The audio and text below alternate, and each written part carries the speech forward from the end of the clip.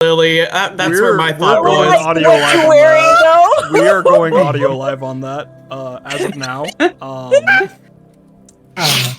But yes, I have art. I wear boots. I wear heeled boots.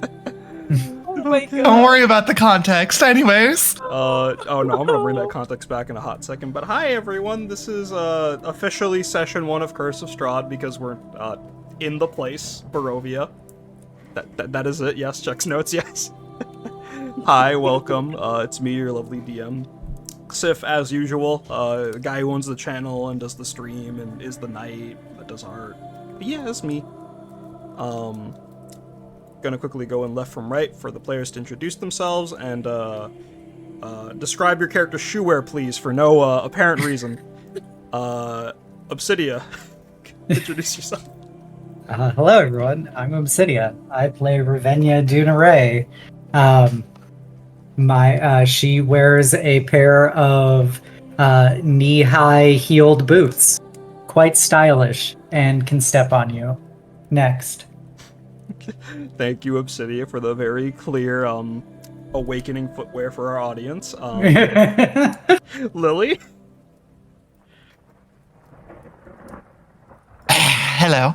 Hi, my name is Lily. I'm playing Callan, who, just to be very clear, wears, probably about 3-inch heels and just absolutely rocks them.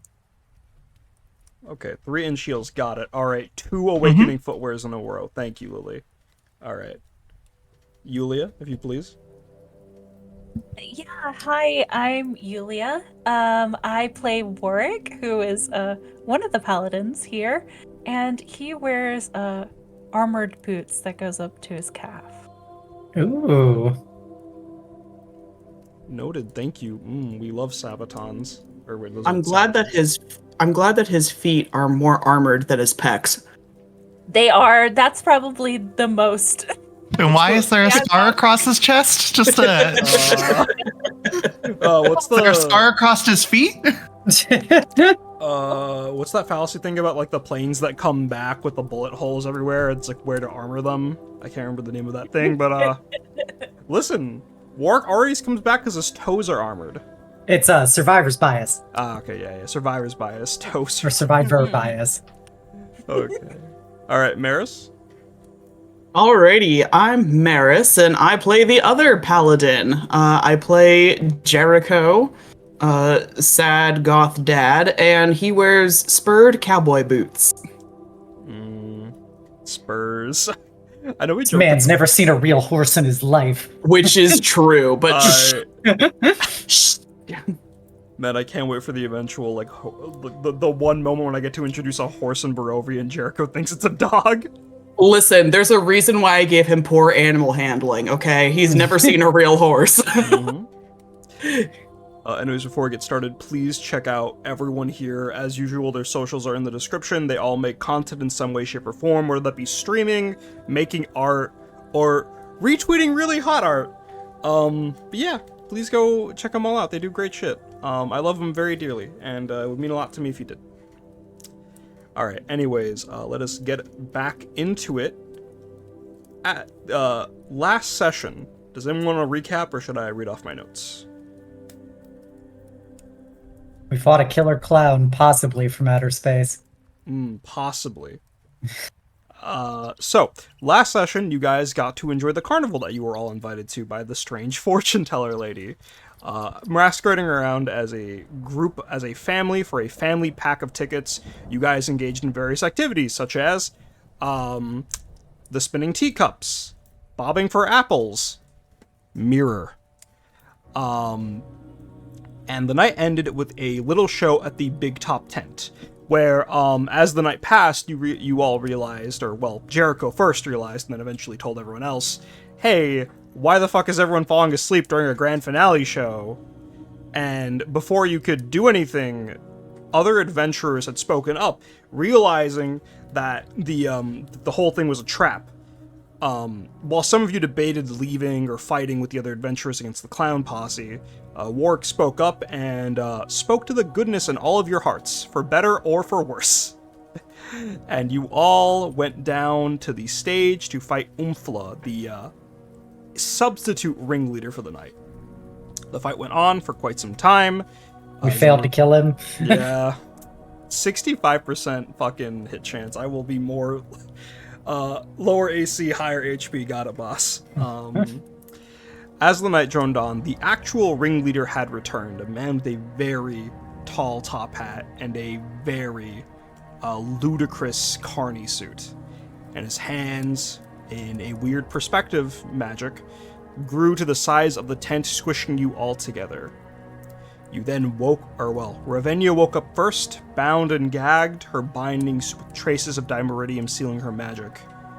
She awoke in the carriage, looking through some torn tarp above her, to see the sight of the gates of Barovia. You guys wouldn't know that it's Barovia, but for the players and the audience at home, that's what that cool image is.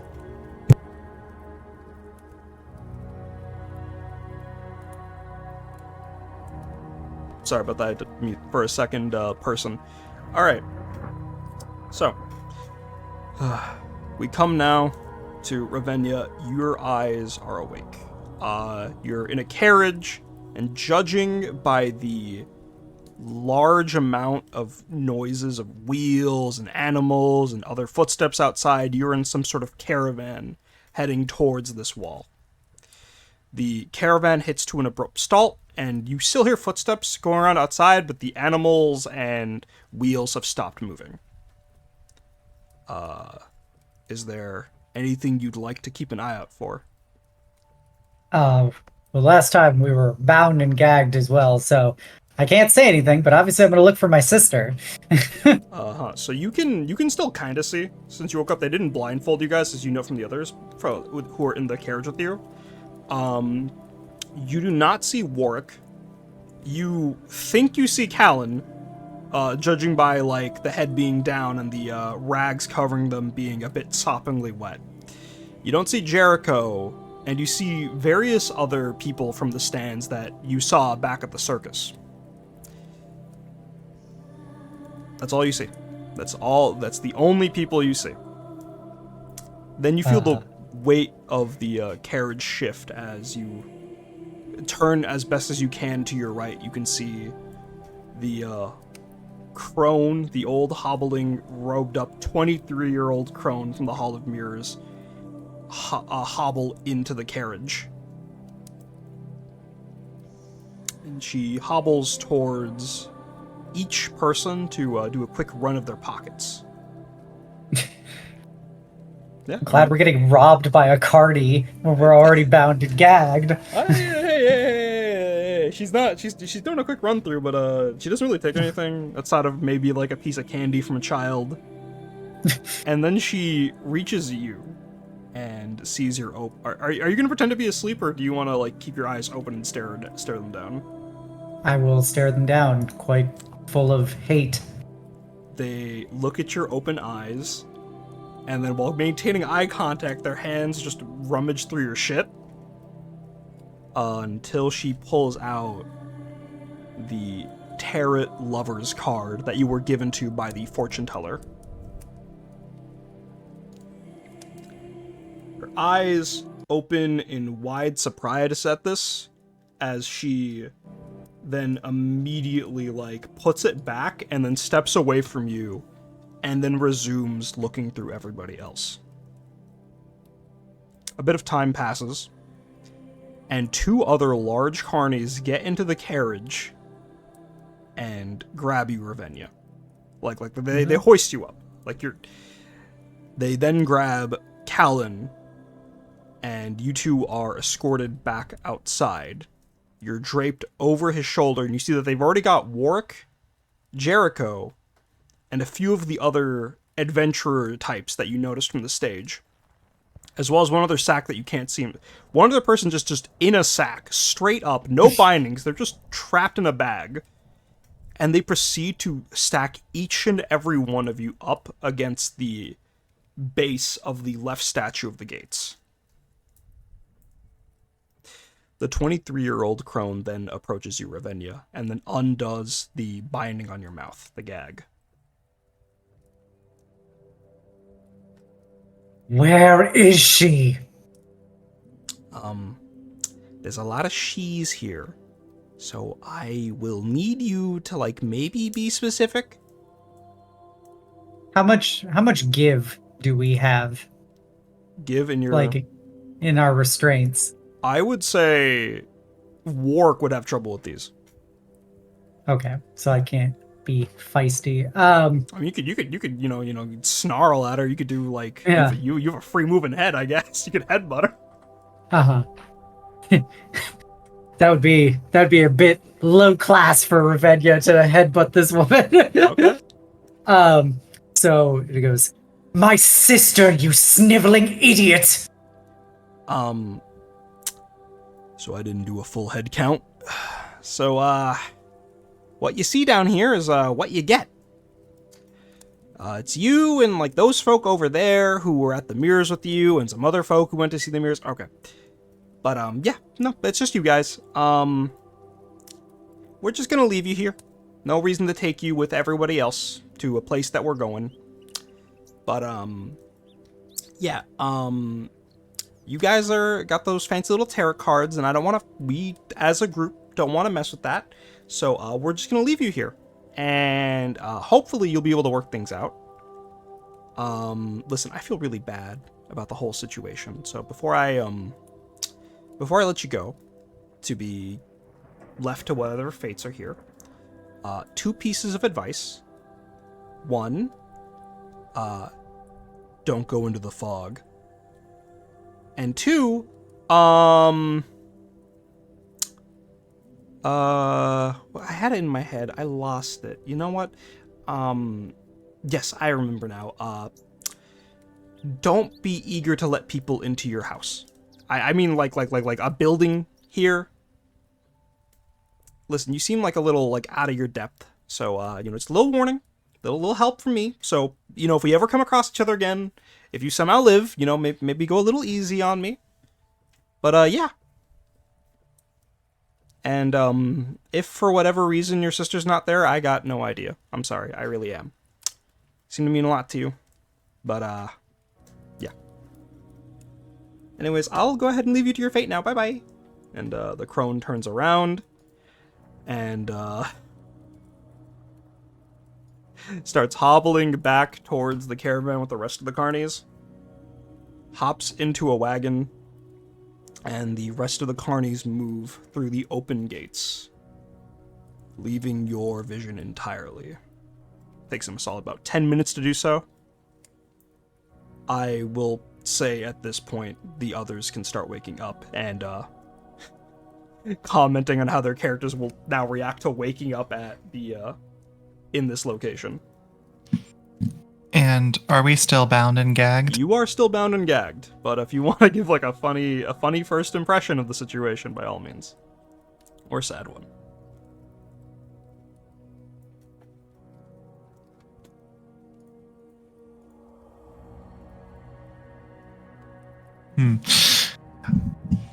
If someone else has an idea, please go. I'm thinking.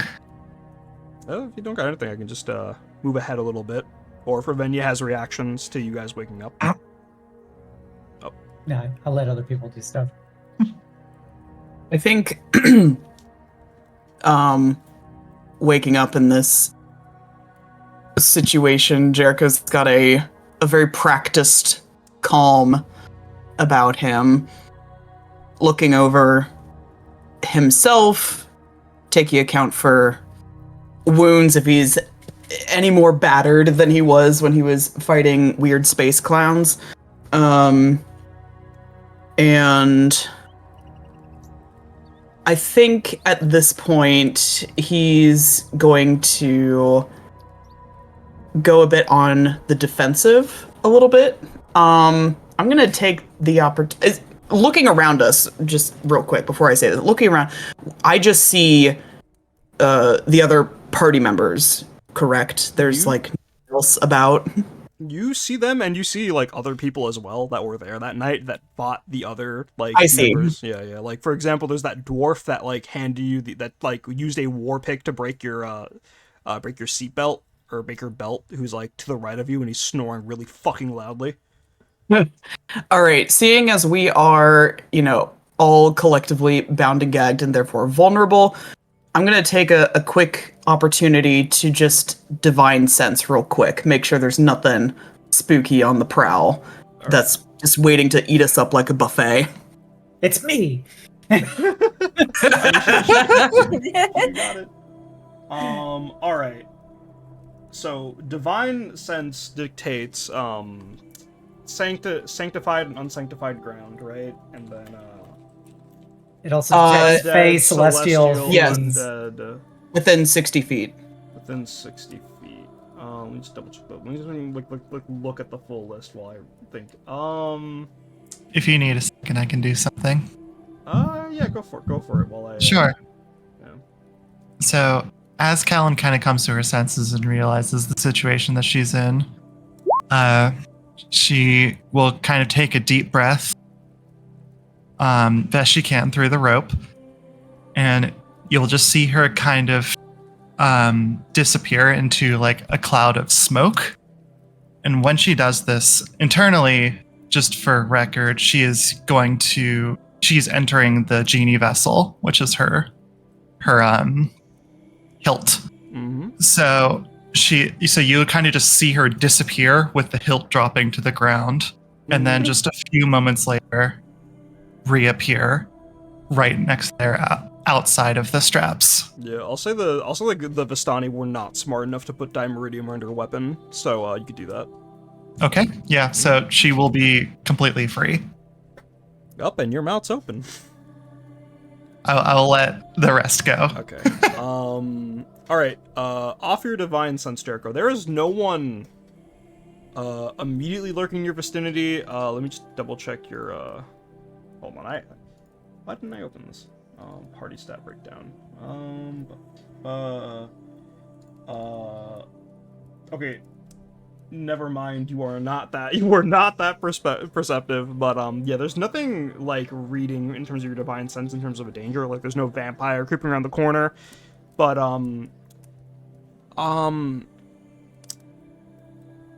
every bit of earth around you, as well as the bricks that make up that wall, and the air itself, even the sky glares back at you in your basically equivalent of Witcher sense, as some form of desecrated ground. It's as if this entire setting that you're in right now is desecrated ground. Not necessarily, like, as bad as, like, let's say, like, a lich just being there, or, like, a vampire's, like, blood torture chamber, but the entire, like, if I could give a scale of, like, 1 to 10, like, with 10 being, like, a crack house, this is, like, this is, like, a playground that never sees use, pretty much. It's desecrated in a sense of abandonment and loneliness. You feel outside of his gaze for once, for truly outside of his gaze. And you know which he, him, you know I'm using he, him capital, right? Yes, correct. Got it. Mm-hmm. Yeah, with this insight, a visible chill just like crawls up Jericho's spine. So even as I'm assuming Callan is going to make her rounds and free everybody.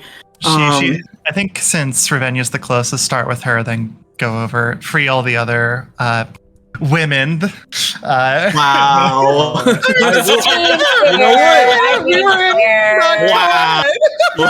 You know what? Women can have Callan. It's time for a man to step up as the you hear some clinking and clanking as the elf, or question mark, 3 bodies down from Jericho, undoes his binding and says, "Oh, thank God, I thought I was gonna have to do it all alone." Oh. Not the first time you get captured in a place like this, so keep a calm head. Mm-hmm. Listen, we'll save introductions for afterwards. I'm gonna get to work on the people on my side. And then I'll make Understood. my way over to you. Mm-hmm. Quickly go over to Ravenna and kind of, since her mouth restraint is off, but her hand restraints are still on, hand and feet, I assume. Yeah, hand and feet. Basically, Yeah. it's like her arms are wrapped around her torso, like they and her feet are bound up as well. They Make really it a wanted straight jacket of my own arms. kind of, yeah. They really didn't yeah. want to risk you guys getting somatic components in. But so just, quickly take like the hilt of her blade and just kind of just flick out like a knife of it and just start to, undo them and just say, but since she is not gagged, just be like, "Are you feeling all right?" Ravenna, once she gets freed, she starts like just immediately like looking away at the other prisoners, and there is kind of a desperation in her eyes as she's looking at everybody and stuff, and not seeing something that she desperately craves. Well, Callan, while doing the thing, it will also kind of like notice your expressions and everything and kind of look around to see if your sister is anywhere near, since she didn't immediately find someone that looked like her. there is the mystery sack. You don't know who's in there. Yeah. And I'm just gonna We'll get to run that. to the mystery sack. Obviously, Callan will continue on, yeah. with the rest of the people while Ravenna, I'm sure, runs directly to the mystery sack. Jericho and Warwick could do their thing. I'm sacking it up. Yeah, we'll say the elf is like untying Warwick at this moment because he thinks that Warwick will be strong enough to just rip the bindings off and help. So. Yes. So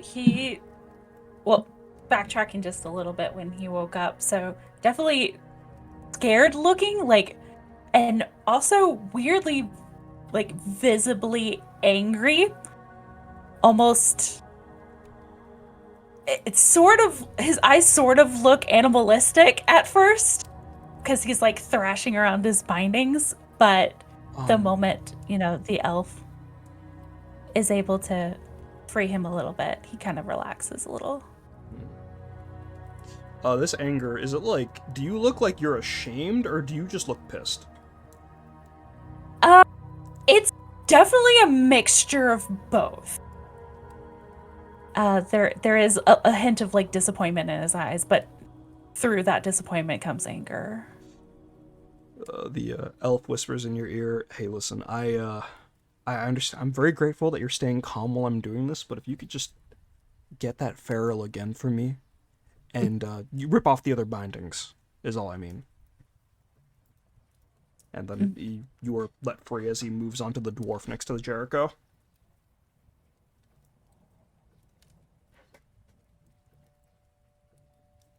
Okay, yeah, then he'll go and help out the rest. Mm-hmm. And is the elf working on Jericho, or because he's working on the dwarf next to Jericho, but you can work on Jericho himself if you want. Sure. Get some bro time in. The girls had their moment. He's gonna kind of lean down a bit and not use his weapon yet, but see how far his strength can go just by kind of tearing at the bindings. Give me just a raw strength check. Okay. Redemption Come on, for the flex. teacups. Oh, I don't. We'll see. Okay. Let's see. Just a regular strength. Uh-huh. Okay.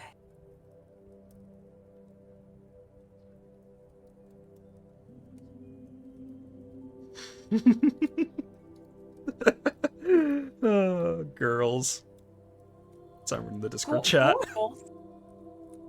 What Lily typed. Oh, yes. 17. Oh my god, you know what?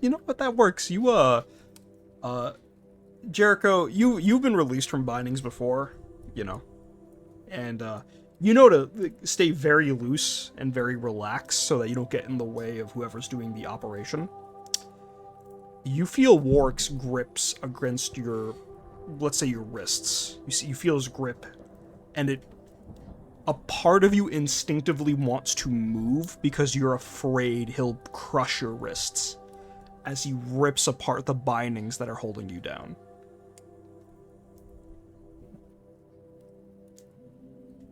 Well, thank you. It's quite a grip you got there.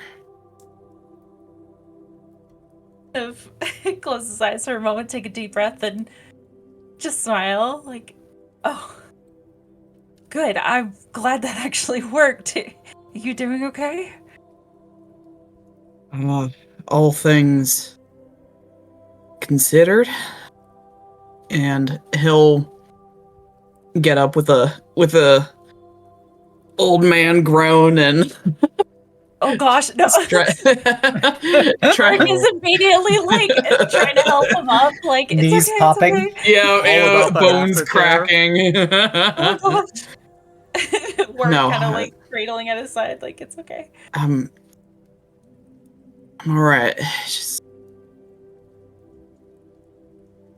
I haven't fought like that in a while, and this place, it just.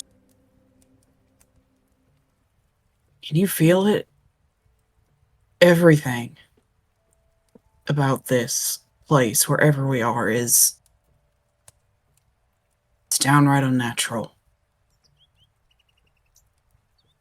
Don't recognize this place at all.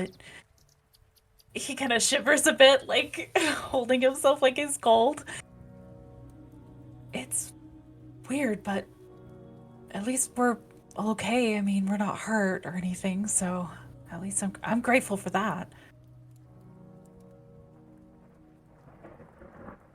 Jericho's gonna look around the group, sort of take stock of how many people there are, try to lay eyes on both Callan and Ravenna. Do you Familiar faces. Do you want a total head count? Yeah. Okay. Or an approximation. There's the four of you, the mystery sack, and then there is 1, 2, 3, 4 other people. The dwarf, who is just now waking up next to you, but despite you guys being in a scary scenario, he smiles seeing that you're okay. There's the half-elf with blue hair and a very just sour face. He just looks like he's permanently sucking on like a sour drop. And then freed right past them, the first two that the elf had freed, is a very large knight in furs and in silver armor with fucking massive amounts of red hair coming out the top of him. Like, it's insanely beautiful and long, and just, it looks like his head is like a carpet, but it's beautiful. That's all I got.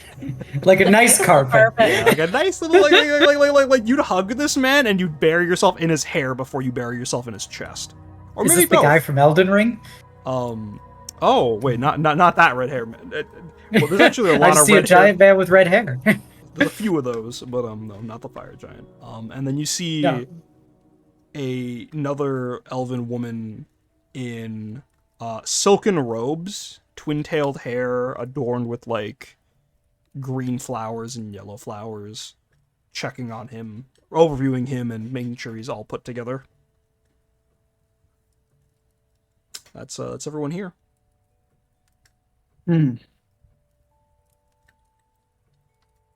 Quite a eclectic group.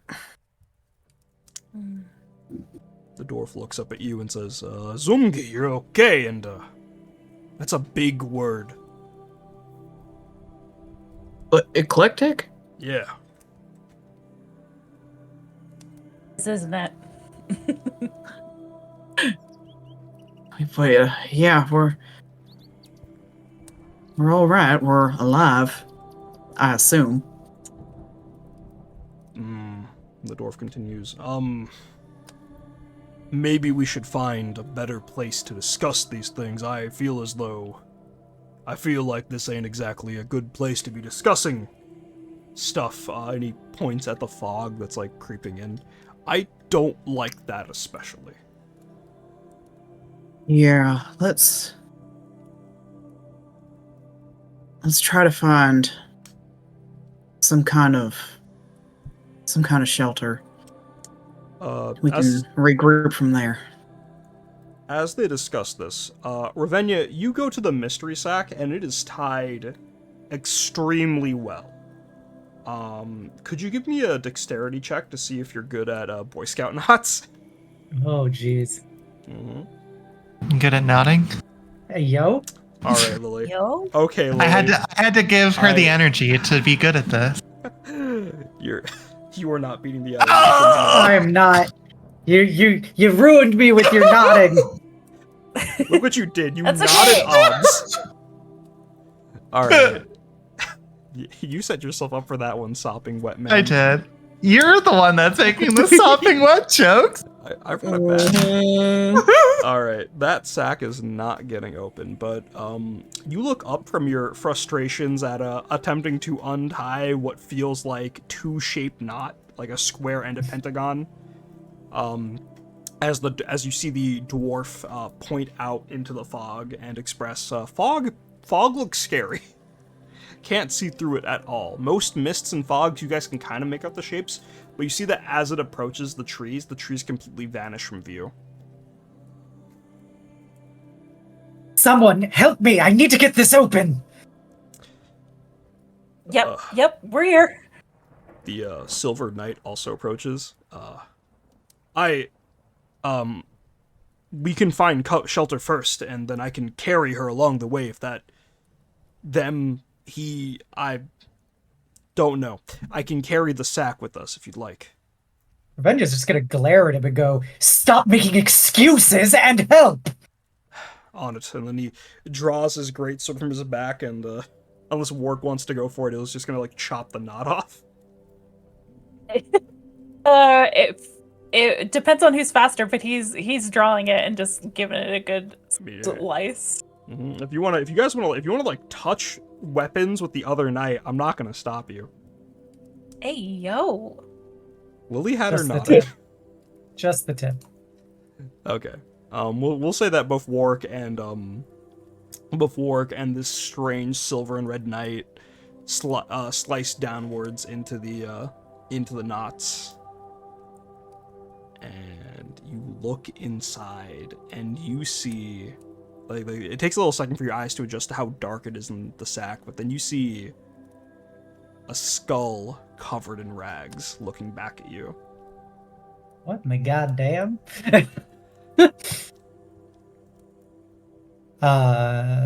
Ravenia is gonna start panicking and just search inside. She's gonna dump the skull and rags onto the ground. There's a skull, some rags, a rib cage, a femur. There's a whole ass skeleton in there as you dump it out and you look in the sack, and there is not a trace of your sister. As you drop the sack, and I'm assuming you're gonna fall to your knees. Yeah, sure. You feel something warm bounce off your bosom. And yes, bosom, breast, your chest. I look to see what is bouncing on my tents. And you see your sister's necklace charged with a large amount of her part of the weave. The large amount of her magic coursing off of it.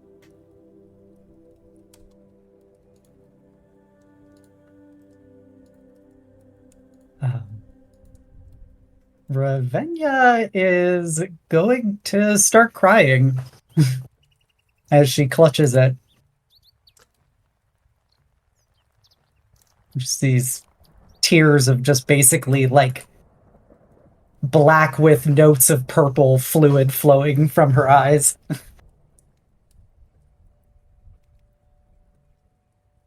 as she is having a meltdown. The Silver Knight is going to kneel next to you and put a hand on your shoulder unless you're going to slap him away. No. And he is just going to stay next to you as a presence to help anchor yourself. He's not saying anything, but you see him clutching what's probably a religious symbol of some sort, muttering a prayer in Elvish. Any of you guys want to? Yeah, what do the other beans want to do? Yeah. You're seeing a bean cry. If none of you get involved, that's going to be kind of... Hey, no worries. They did just beat me. In their defense. That's like, fair. It's like seeing somebody I was kind of cry. a dick.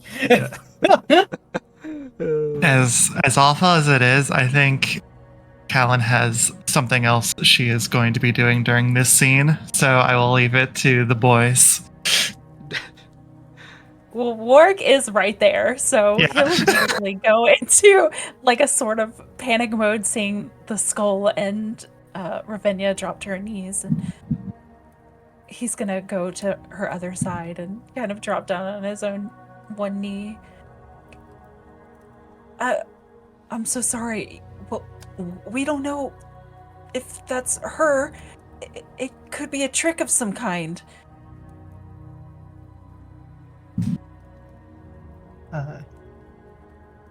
Ravinia will look up at him. She's got her big black sclera eyes with her glowing purple irises, then just all this fluid coming from her, and she's clutching the necklace, and she goes, "Yes, it could.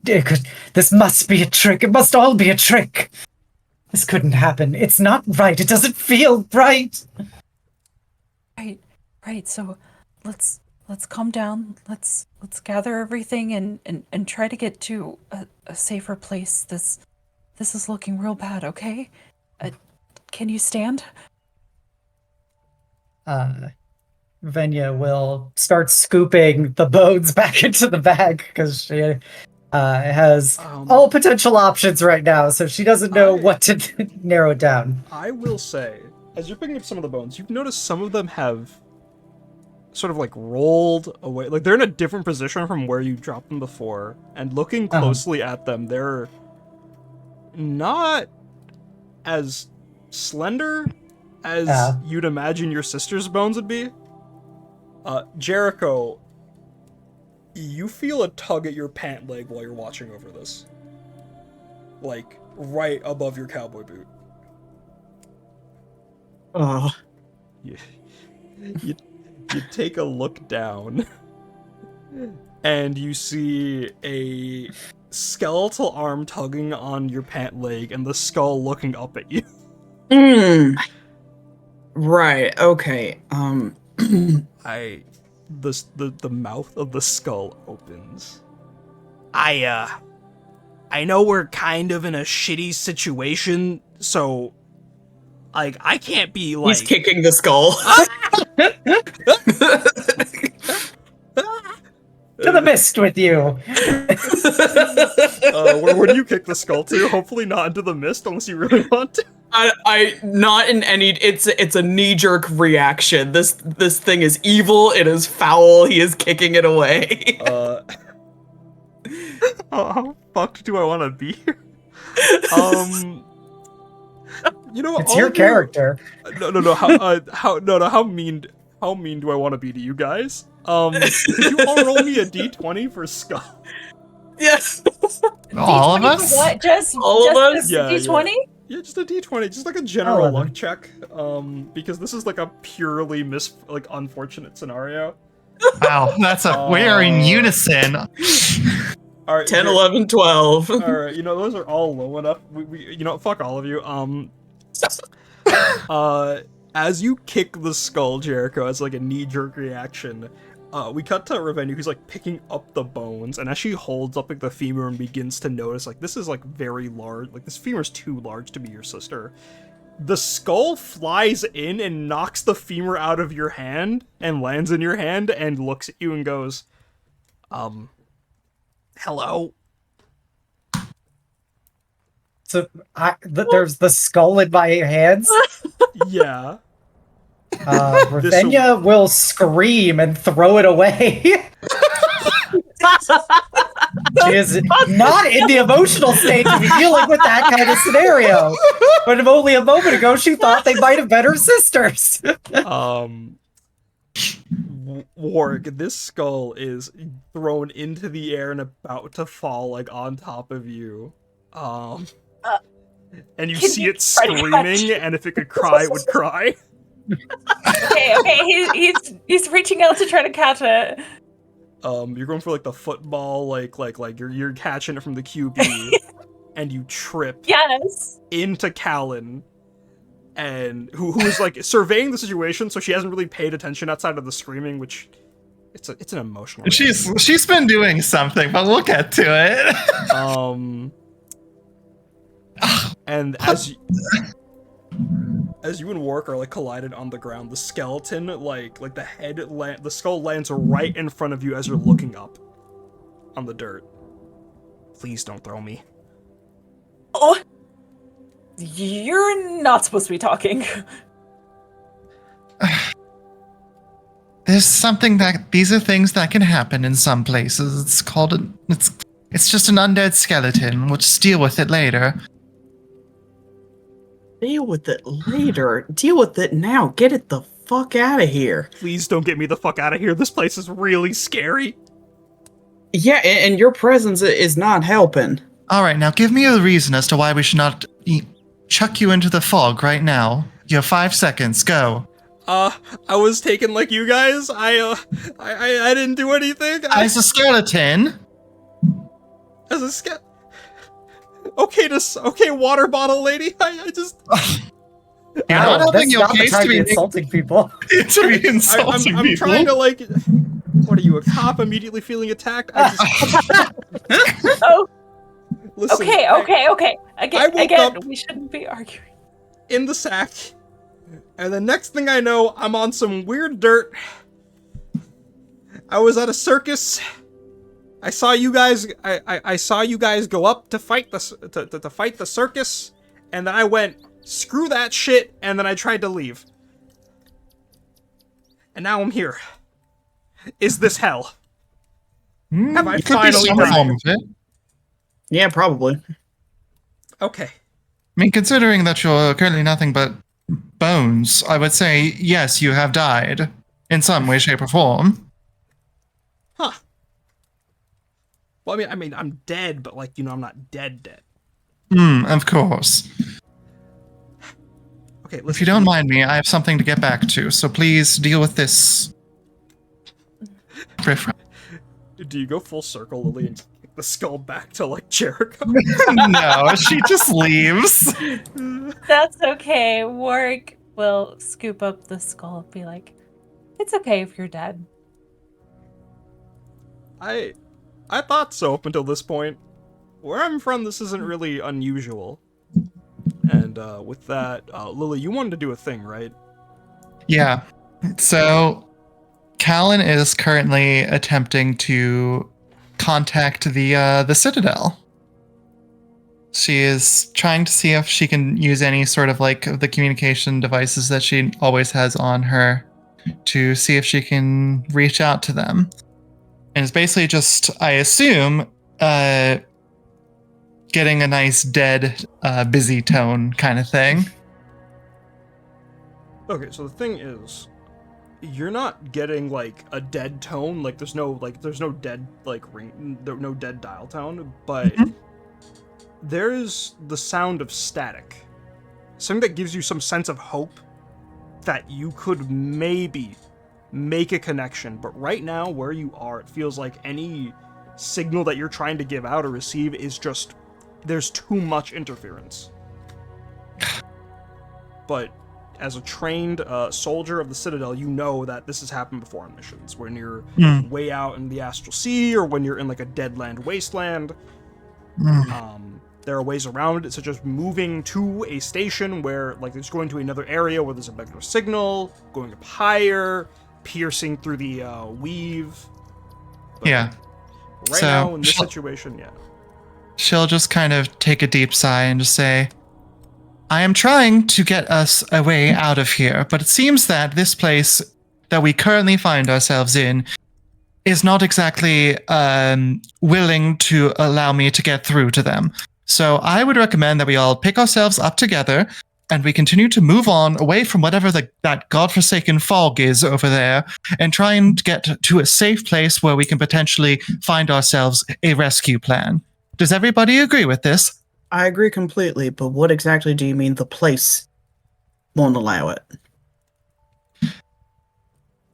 To be honest, I'm not quite sure. However, on many missions before, we can simply signal to the Citadel to come pick us up and bring us home from any sort of bad situation.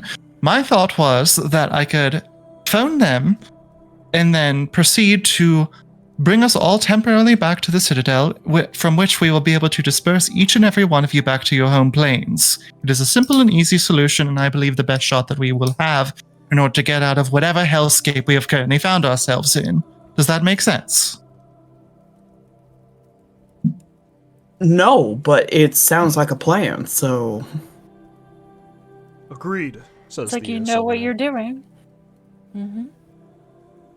Believe me, this is not the first time that I found myself completely isolated in a foreign landscape, so please, let's gather ourselves, compose ourselves, and we will get through this together.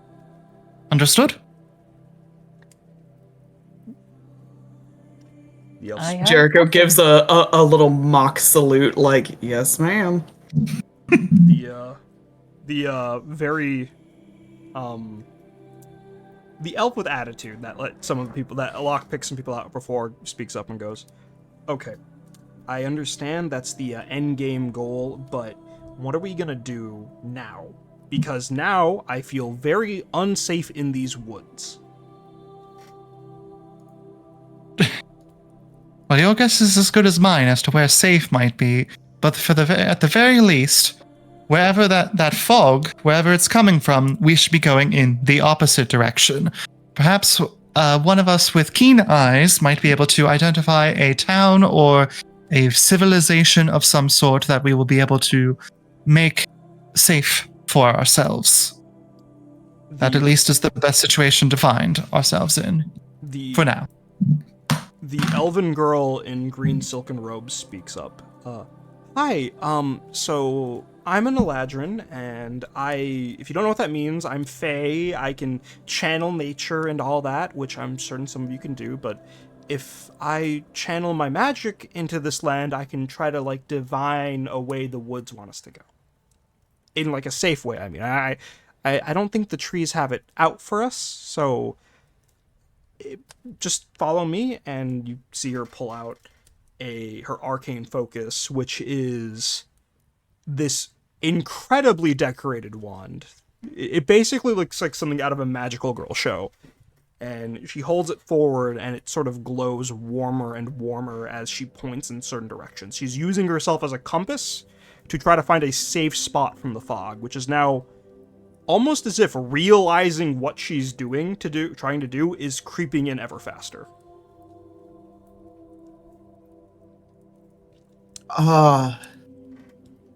At this point, you go ahead, Erica. You sure that's working, what you're doing there?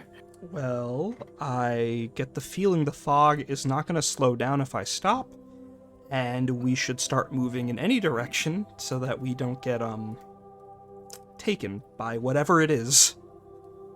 Yeah, let's get a move on. Callan is going to walk over to Ravenna to try and check in on her, and B, see if she needs assistance. So just going to kind of stop by. Are you all right, dear? She looks up at Callan, holding her sister's necklace, and there isn't the usual look of kind of noble condescension and, calm that she exuded at the circus. And she just kind of looks like in a daze. And her eyes have gotten kind of glassy. She's clearly in shock. Yeah. As a soldier, you would know that. Yes, of course. She's like, I've seen that look before. Here, please. And she'll just kind of like lower her shoulder down to try and see if, and try and allow Ravenia to put her like arm over her shoulder to try and help pull her up and get her up and walking. Now, I understand that you may be in a good deal of shock right now. We're going to begin moving so that way we can find a safe place to assess our situations. I understand that this may be difficult, but feel free to lean on others in this time, and we will get through this together. Okay? Redia will 100% allow you to, basically move and guide her however you want. But she does kind of look up at Callan and just says, and then we'll find her, right? Correct? We will find her, I'm sure. Whatever place we've found ourselves in, I'm sure that she is not far behind. We all came to this place in the same means, so there's no reason to believe that she wouldn't be at least somewhere on this plane, wherever this plane is. So, for now, it seems like we have some sort of augur on our side that might be helpful for divining where she might be. Potentially. Things don't seem to work correctly here. Yeah, with that, Ravenia is going to go, very much draping herself on Callan, and she will press herself closer as they start to walk away, as she clearly feels some level of safety right now from her. That's a good girl. Let's keep moving.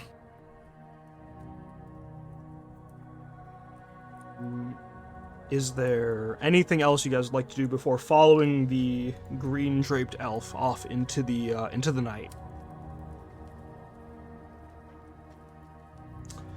No. Wait, okay. Real quick, Warwick. The skull is looking up at you pleadingly. Do you take the skeleton with you? Yes, he does feel sympathy towards the skull, so he'll kind of give it a little pat on the head and be like, "Yeah, we'll take you along."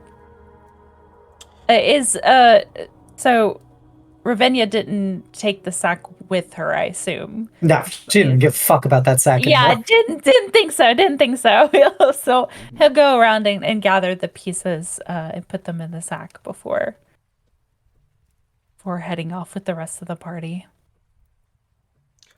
And with that, you guys begin to make your way through the winding and twisting woods that are past the gate.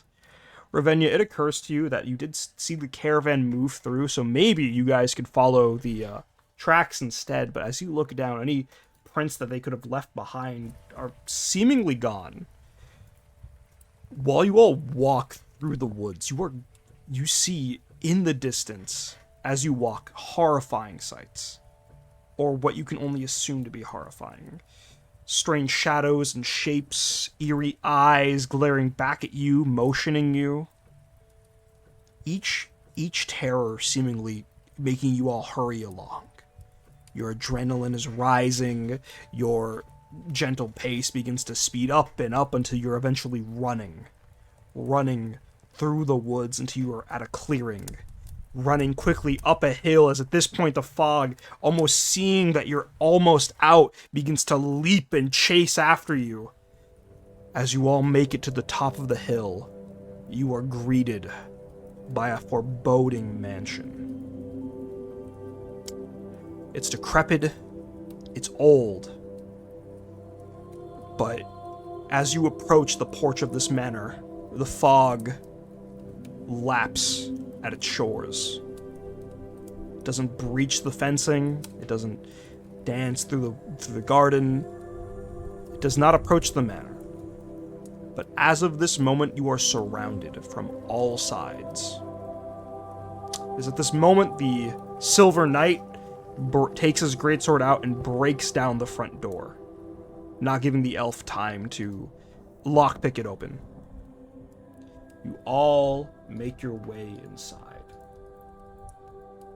And let me go ahead and change the map for all of you. If it doesn't update, feel free to refresh the page. This is a warning for everyone watching the recording. You may see things on the GM layer. Please do not pay as much attention to them. I left them there as they were carryovers from the original Curse of Strahd module. Please place yourselves on this area of the map, the foyer.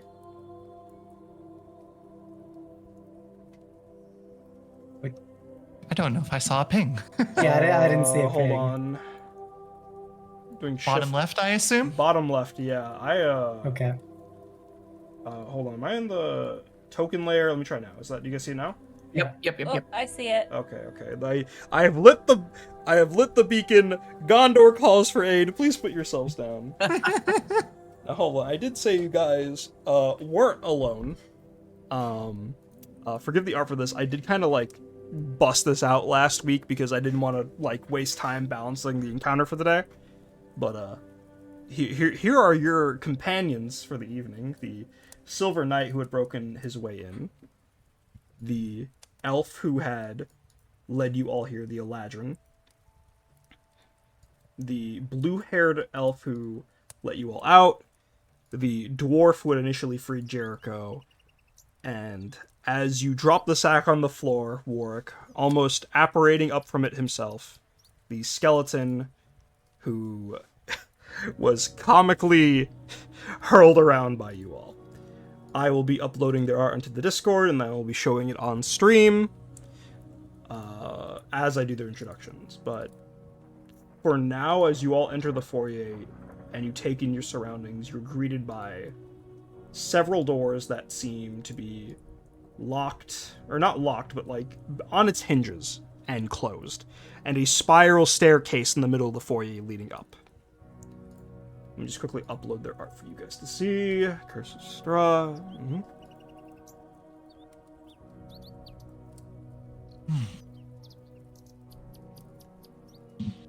Well, let's hope this... Oh, go ahead. No, I was gonna say I sure wish we had some healing from the last boss fight. Oh, yeah, that I can do. Mm-hmm. Yeah, so, hold on, wait a minute. What the fuck did the... Oh, there we go. Alright. Yeah, these are just rough sketches of them for now. If they update, I'll re-upload them in the future. But yes, for now, you guys are finally in a safe space from the fog and from everything else. Despite the terrifying nature of this... Despite the terrifying nature of this house, it feels safe for some reason. The green elf then begins to sit cross-legged, pretzel style, and begins chanting a spell, while the rest of you take in the area. Is there anything you guys would like to do as of this moment? Anyone you'd like to talk to, or...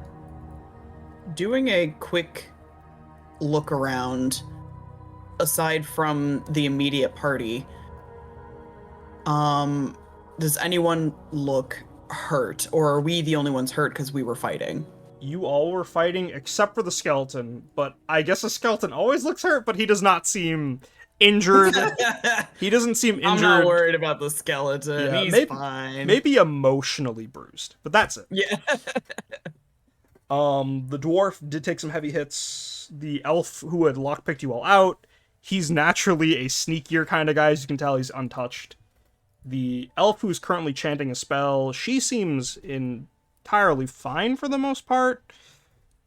Bits of, like, maybe a scratch here or there, but the knight in front of her also seems kind of fine. Better than the dwarf, still injured, but he's not going to be dying anytime soon.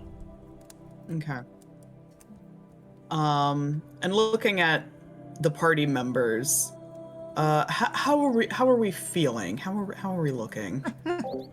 Well, if we're doing a number, Y'all don't have to give me a number, but just how bloodied are we looking? I would say I'm at just over a third of my health. I am fine. Warwick's looking a little bloody. Okay. Um, in that case, I think Jericho will go up to Warwick and just, you took some heavy blows back there. You okay? Yeah, of course. I mean, I feel like I didn't do much when it came to battle. I feel like I got hit more than I was hitting. Oh, feeling quite similar. But that's all right. If everyone else is okay, then I'm fine. Now, it ain't my specialty, but I can patch you up a bit. Oh, you can heal too? A little, but two. You know how to heal? A little, yeah. I'm kind of a new thing I'm working with, but it seems to be doing the trick all right. But I can heal myself if you need to help someone else. Right. I'm thinking that we should patch up the fighting folks if we want a good chance of everyone surviving. Read that to me, Jericho. Thanks for being so thoughtful. Is Jericho injured at all? Yeah, he is like visibly like bleeding, like as he is giving this talk about asking if you need help. It is at this point the Silver Knight, who has been like very worriedly like looking at you both like talk about healing. He steps over and puts a hand onto Jericho's shoulder and says, "Allow me, fellow heroes." And he is also going to lay on hands Jericho for how much do you need, buddy? Yes. All right, here, take 15. Take 15 from the Silver Knight. I'm Thank glad we you. have 3 paladins in this room. It's just a lay on hands circle jerk. Let's go. Listen. Hey, yo. Hey, yo. 3 dudes, 3 really buff dudes. Someone heal poor Ravenia. We'll get there when we get there. I'm at 14 of 30. You'll be fine. Oh, Silver Knight then Thank you. goes. Oh, sorry. Go ahead. no, just thank you. I That- know. Whatever you did, it did the trick. Yes. Anytime. Okay. How do I do introductions? Seems to be a strange evening for a lot of things. Hi, my name is Fidan. You can simply call me Fid for short, as my companion, she does. I'll show Fidan on screen, but he is the Silver Knight with the big, massive amount of red hair. I serve an ancient goddess of oasis and springs from where we're from. It seems only fair that I share her blessings with those of you brave enough to join us against our assailants from that night. Well, thank you again. That's mighty good of you. Mark, you said you can handle yourself. Yeah, I'm fine. We should probably go check on everyone else, though. Okay. I think one of our lady companions is having a rough time. And with that, he'll approach Ravenia and just very, very simply, slowly extend his hand out to her. Just, would you like a touch of healing? Ravenia will look up at Jericho. How tall is Jericho again? I want to make sure I'm getting this correct. Jericho is like 5'9" ish. Okay. Taller than her. That was the important part. So she'll look up at Jericho and she kind of blinks a few times and she keeps her left arm like on Callan, but she'll look at Jericho with her big purple eyes and say, yes, if we encounter anything else that could try and hurt us or get in our way, I feel like I would need more energy.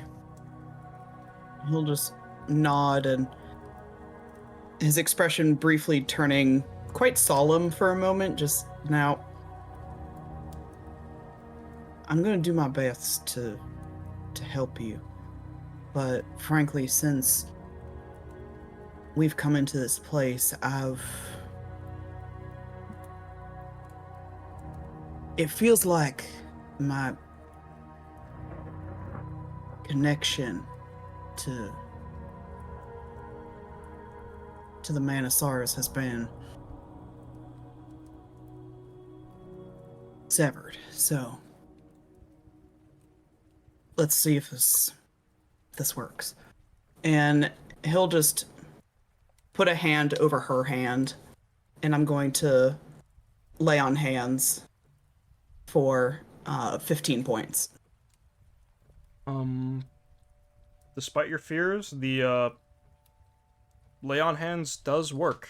It doesn't feel like your divine energy is at any risk of running out. It just feels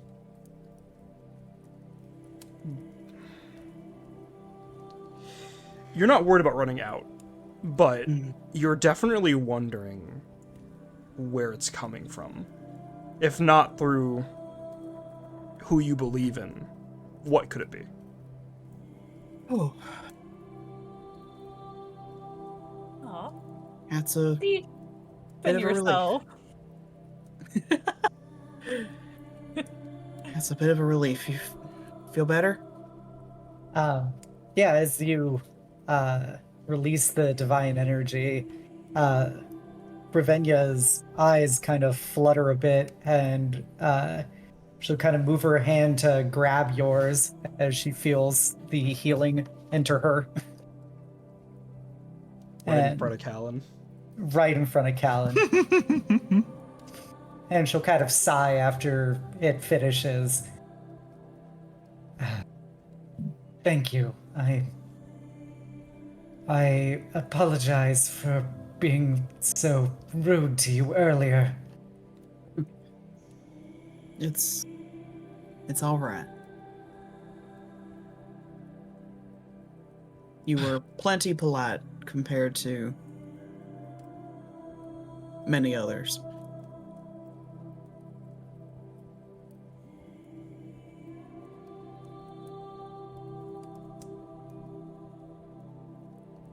I'm sorry about your sister, but we'll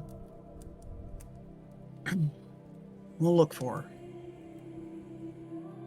Ravenia will squeeze Callan with her left hand and will kind of look towards, I don't know, it's a foyer. Is there like windows at all, or is it just a stone wall? There are 2 windows flanking Okay. each side of the door. And she'll look out a window and go, "Yes, they have only put an impediment in our way. I will find her." The blue-haired elf that you're staring past looks at you and goes, I take it you're talking about someone important to you, right? Correct. Well, I mean, just shooting a shot in the dark, no need to get your hopes up, but there was a lot of other people, but they didn't leave them. They took them. So, I don't know, with my situation with fancy people, they usually take them and put them somewhere else. Not saying that you're not fancy. I mean, I'm fancy myself, but I'm here too. Hi, my name's Mark. With a C. And I will go ahead and show Mark on screen with his blue hair, brown sweater, and leather wrappings, adorned with blue stripes.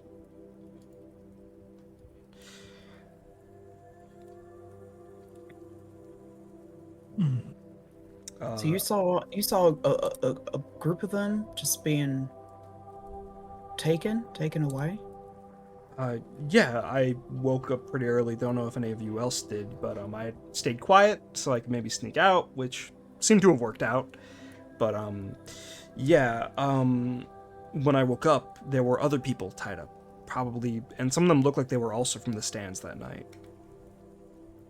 So, you know, if any of you were missing somebody, maybe they were taken, but no promises. Then why us? Why did they leave us, of all people? Then the dwarf speaks up. Because we fought back! Oh, yes, We but... are threats. That's very nice, but so did Ravenya's sister, who seems to not be with us, so that can't exactly be the reasoning why. Ravenia will let go of Callan, and she's gonna try and grab at Mark and be like, "Did you see her? She looks like me, but with green hair and fairer skin." I wasn't in your carriage, and I didn't see her in mine. Over under, she's not here. Maybe. She's not here at this moment, but there's a lot we don't know. Like, where are we? Last I checked, me and Grimmel, as he points to the dwarf, were... And I'll just show Grimmel on screen really quick for the audience at home. We were making our way from an altercation. And we came across this circus after meeting some weird card lady who told us to go here. And now we're in God knows where. Sounds like we've all had a brush with a shady card dealer. It would seem so. Does everybody have a card still with them? And you see all of them, except for the elf who is still channeling some sort of magic. Each of them whips out a different card. The knight whips out the emperor. The skeleton whips out the magician. Sorry, my back. Oh, my back. Oh, the dwarf whips out the sun. The elf, the blue-haired one, the thief, as we'll call him from this point forward, whips out the moon. And I'm assuming you all take yours out. That is curious. You're saying that they left us here because of a card game? That doesn't make any sense. Speaking of cards, friends, says Fidon, the Silver Knight. I just wanted to check if you all had this, and he whips out a second card. This one with the Arcana of the Fool.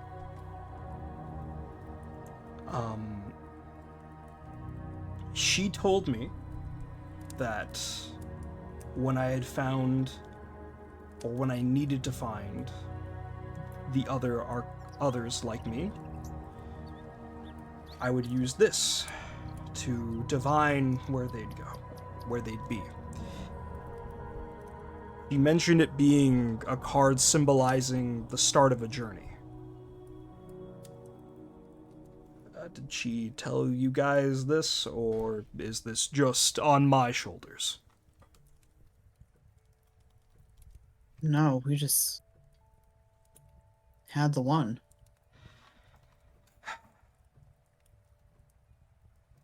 Then, Like you're the lucky one with two. I mean, given our circumstances, I wouldn't call ourselves lucky, my dear friend, but, this card maybe, looks back at Ravinia, we could use it to find your sister once we've figured out where we are first. Seems awfully convenient that they gave you a card specifically for locating precious people. Maybe she knew this was gonna happen. Did seem the type to know more than she let on. I'm not about to put my faith into some sort of small child with fancy tricks. But still, we don't exactly have much in the way of leads. People raise their eyebrow at child, but they're not gonna say anything. We're not doing that joke again. As an aside, can I tell what spell that the lady's casting? I will say, given the nature of who you are, Ravinia, you can give me an Arcana check, and I can give you the rough school of magic and the rough Nope. shape of the Not leaf. one. Wait, hold on. I forgot. I was thinking about doing this, and then I forgot to DM you. I know this is a nat one, but for the future, I'll let you do Arcana with Charisma, so you can just... Okay. Yeah, still rolled that one. Yeah, it's very big. Off of nat one, you got no idea what kind of magic she be doing. Checks out. It looks kind of similar to what she was doing on her way here. I will say, just because you are who you are, you can look at her sense of the weave, and you can see it's like, because you're a great sorcerer and all that. You can and the only full spellcaster in the party, so I'm giving you this. You can tell that. Okay, warlock. I do have a degree in magical theory. All right, soldier girl. If you're curious, you get this too, I guess. You could see her. Nah. Do you want to Okay. be paying attention? Yeah, Ravenna, you try to focus in on her weave, and you can tell that it's sort of trying to reach out, but that is it. That is all you can tell, is that it's Gotcha. spreading out from her, which most spells do. So, Yeah. Then you will walk closer to her, just in case. Fidan, the knight, puts his hand on your shoulder again and says, "Relax. She's a good friend, and when she's done channeling, she'll talk to us, but she's currently communing with the spirits here. That's what she does. With their blessing, this will be a safe space for us to rest for a little bit of time. One could say maybe a long rest, perhaps." On a scale of, 8 to 10 hours. Yeah, if I had to rest, we'll say more than an hour, but like a max of 8. Where would you gauge it on that? Well, I'm going to at least stay relatively close to the door to make sure that nothing follows us through here. But I advise that we, at least some of us, keep a weather eye out. Make sure that we are as safe as we can be, at least for now, until her spell finishes.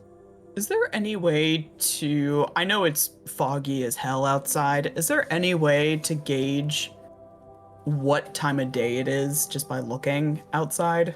You look through the window, and you all, it was nighttime when you all woke up, right? But as you look up Jericho, the sky has not changed. There are no stars, and while the clouds have moved, every instinct has told you that the sky itself has not. There's no motion, no rotation, nothing. It is a stark, dark purple outside.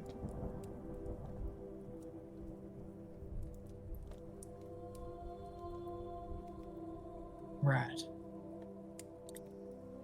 I don't mind. I'm gonna watch if some of y'all want to rest up a bit. The dwarf will speak up. I think, as we all have some friends already, we should take this floor, and just this floor, and stay within our own groups. I mean, I trust Azumgi here, as he points to Jericho, but look, I think at this point everyone is, like, looking at the fucking skeleton.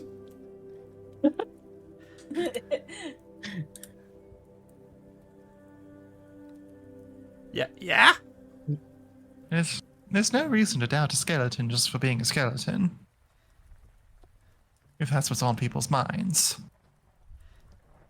I think there's a lot of reasons to contemplate a walking, talking skeleton.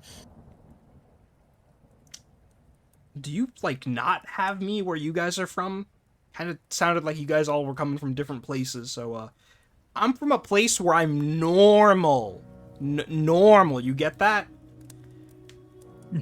You don't have to enunciate it so crudely. But necromancy is king where you are from, I take it? I mean, yes and no. There was a country founded by a necromancer, and afterwards, the world's nations had to recognize it. It's some stupid historical lesson. But point is, thanks to that one weirdo who just wanted a safe home for his friends, it is now legal for me to go anywhere I please without, being judged for it, without being profiled. Yes, that's the word. So I'd really appreciate it. If you guys are uncomfortable, I will sleep in the foyer. You guys can take any other room. I will stay here with an equal view of everybody. Does that? Do you sleep? Do you actually sleep? Yeah. It's strange. You think you'd only need to sleep because you're tired, but then you find out you don't have muscles that get tired anymore. And you don't have a brain that gets steamed anymore. But then you still want to put your head down somewhere. It's really weird, but I like it.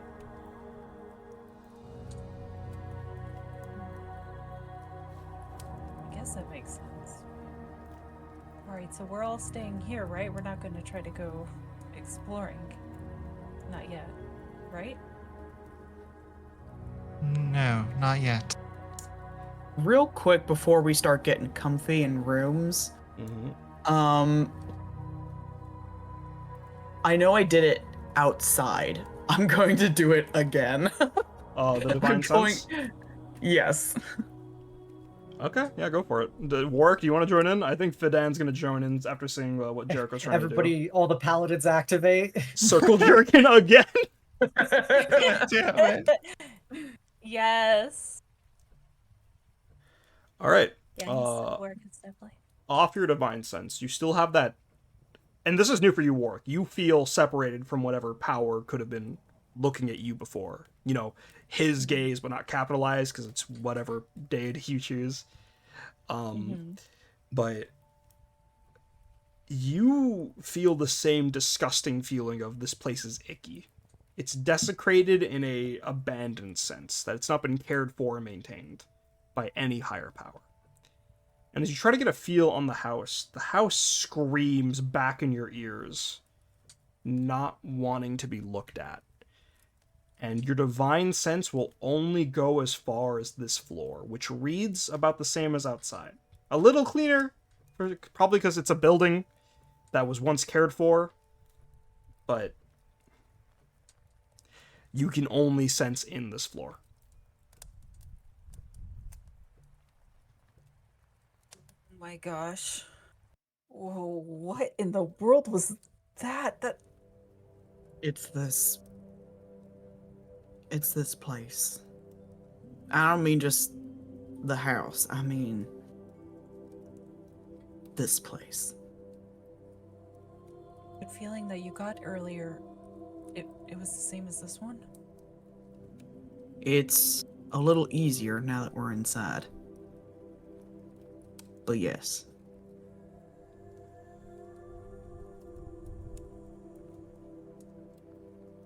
Never felt anything like this before. Would you mind enlightening the rest of us as to what you are feeling? This place, wherever we are, is foul. It is Oh, unholy. It is desecrated ground. The air around us just feels wrong. And I have never before found myself in a position that I don't feel the Man of Sorrows, but here I can't feel a damn thing. I was just gonna say it feels like when you chew into a rotten sandwich, but a little bit more descriptive. Yours is more poetic. I too don't A feel the lot more call of words the. than I was gonna hear. Sorry. The Silver Knight's just gonna. I too don't feel the call of the Oasis, as if my sense of being has been polluted.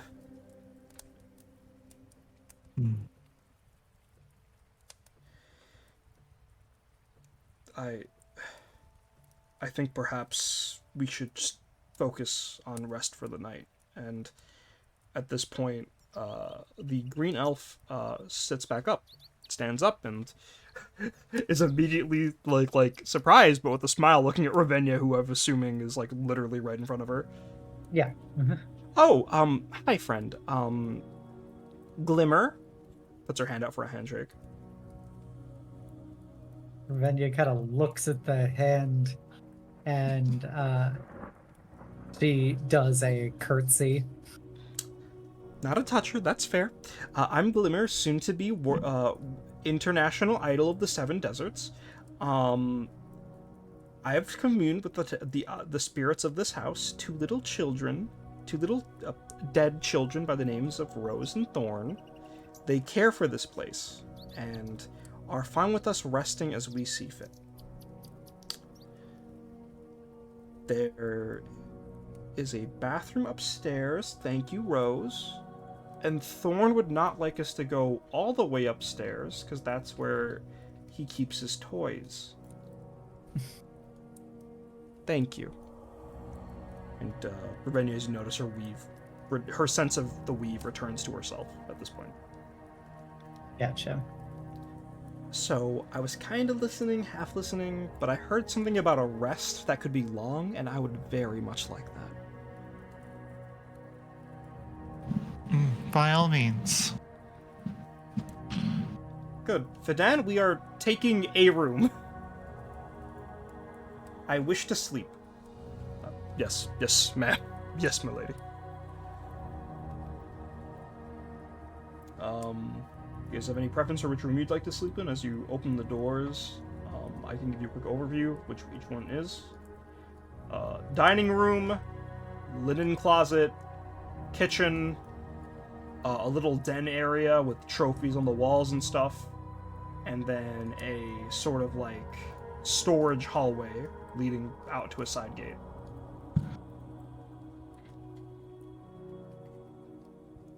Ravenna will look up at Callan and go, "Where is it you wish to sleep?" I will rest, but I would like to keep an eye out on the front entrance, so I suppose whatever this den area is would be the place of choice. Oh, right. Hi, my name's Joe. I will stay here in the foyer, and if I see anything weird, I am just gonna scream and holler, okay? Okay. Now, what is your definition of weird? Because frankly, you are already weird. at this point, it should be obvious as if I mean another entity, if I mean anything strange, as if if the house is moving, or if we saw something outside, or if the fog peels back, I'll be sure to wake you guys up so we can travel again. But for now, and then you see him assume a coffin pose, but he's standing up, and you can tell he's asleep right now, despite any outward appearance being the same. He's asleep but aware. Perfect. I suggest we all leave Joe to his devices. Hmm. The boy and I will take this south area. We'll be able to run and get help if anything were to happen.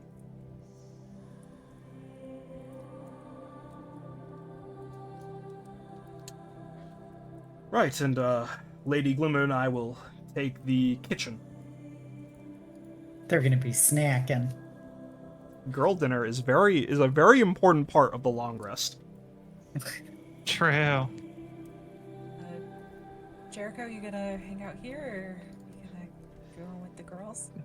Jericho just eyes Joe warily, like, no, I do not intend to stay here. I think he's gonna peer real quick in the dining room and then real quick in the den. The den has fewer windows. It's a more defensible room. Smart thinking. Thank you. And he will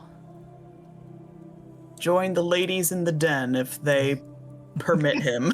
You are permitted. I Yep. think Callan would speak up and say, I see you chose the most defensible position. That was my thing. Can you take taxidermy off the walls and, barricade the windows? Of course, but we need to be able to make sure that we keep a weather eye out through the windows, just in case anything were to approach. So, Add a slit just at eye level. of course, naturally. The taxidermy stares. Oh, is that good? Mark's gonna focus on it and be like, is it okay if I sleep with you guys? That the skeleton is kind of creepy. It's sitting in the middle. I heard that. Yeah, work. You use those big arms of yours and rip that awful deer off the wall. The deer stares back. Oh, there's a lot of dead things here. Okay. Pretty comfortable bear rug on the floor, though. He's gonna stay away from anything that Okay. is not. All right. Thank you. I was just going to say, thank you for handling the hard labor. Not exactly my specialty. Normally we have folks to do that. No problem. Takes the giant antlered deer head out of Warwick's hands and shoves it up against the door handle to keep the door in place. How tall did you say Jericho was? 5'9"? 5'9". Yeah. Yeah. Okay, so Callan with her heels is slightly taller. So we have a similar eye level. That's the point. Good But point. Just flexing. Yeah, not to He's got to stand on his tippy toes to look out at the window. But Callan will probably just kind of go up and sort of lean against the window and look out for at least a little while, continuously gazing back, paying particular attention to seeing how Ravenna is doing since trauma. Ravenna is very noticeably lurking adjacent to Callan. She will generally try to stay within an arm's length of Callan. Are you feeling any better after the assistance that our good paladins gave you? Oh, yes, I physically feel more recovered than how I was after that place. However, I would say I'm very far from okay. Well, that is only to be expected. Losing people happens literally all the time where I come from, so in a way I figured out how to not feel connected, I suppose. But it's for the best. We lose many good folks every mission I go on. So, when I say this, please understand that I mean it with the utmost respect. It will be all right. We will find her. And we will get through this post-haste.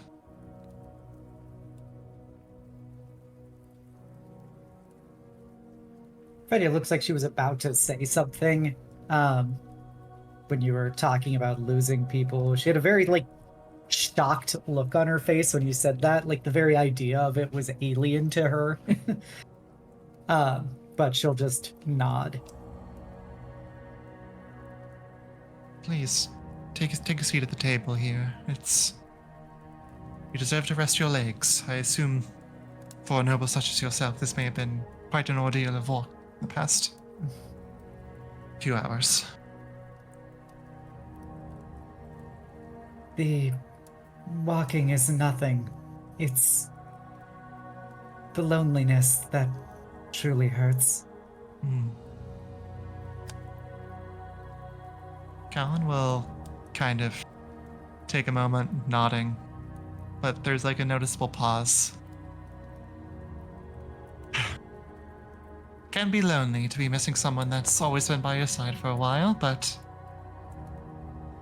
we soldier on, and we find friends and compatriots to continue pushing through. Sure. Well, yes, of course. It's only natural to have friends when you share so much in common with the people you go on missions with, as well as other weave seers.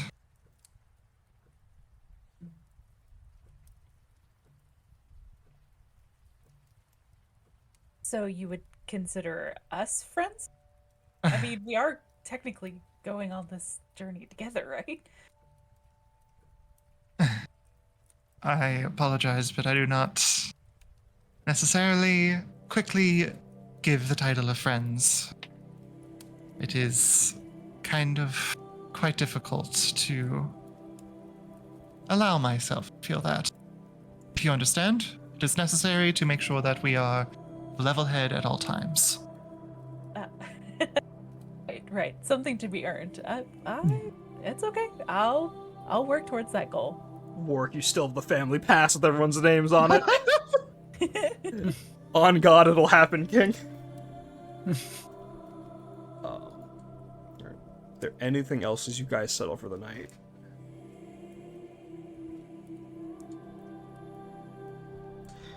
Okay, so there is a fireplace in the room, and as you can see from the slit under the door, the other groups have lit fires as well to keep them some form of light at the night.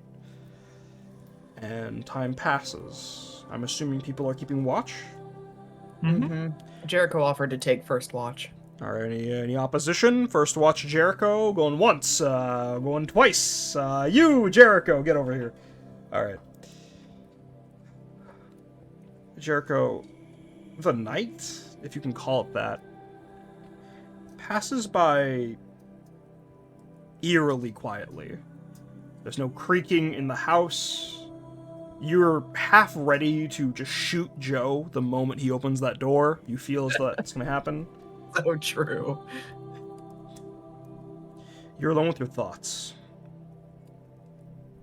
And your thoughts are terrifying after the divine senses you've had. Your mind goes back to the visions you saw in the mirror. Someone in a similar situation as the Man of Sorrows, who looked entirely different. Blonde hair, a different tan of skin.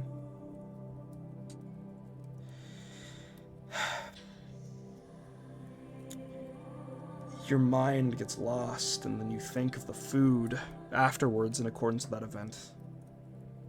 The turkey leg was pretty fucking nice, right? It was probably the best he's eaten in a very long time. You do get a little hungry thinking about it. Some time passes, and there's a knock at your door. I'm trying not to be loud enough to wake anyone, but is anyone awake? This is Fidan, the Silver Knight. Moves the deer head away from the door. Opens it enough to see Fidan. Good, you're all alive. It's just so quiet. I got worried, is all. It is unsettling. How are you two holding up in there? Well, Glimmer, she's always adapted well to whatever situation we've been. She's sleeping quite soundly on a sack of flour. Myself, I'm afraid I can't say the same. Something bothering you?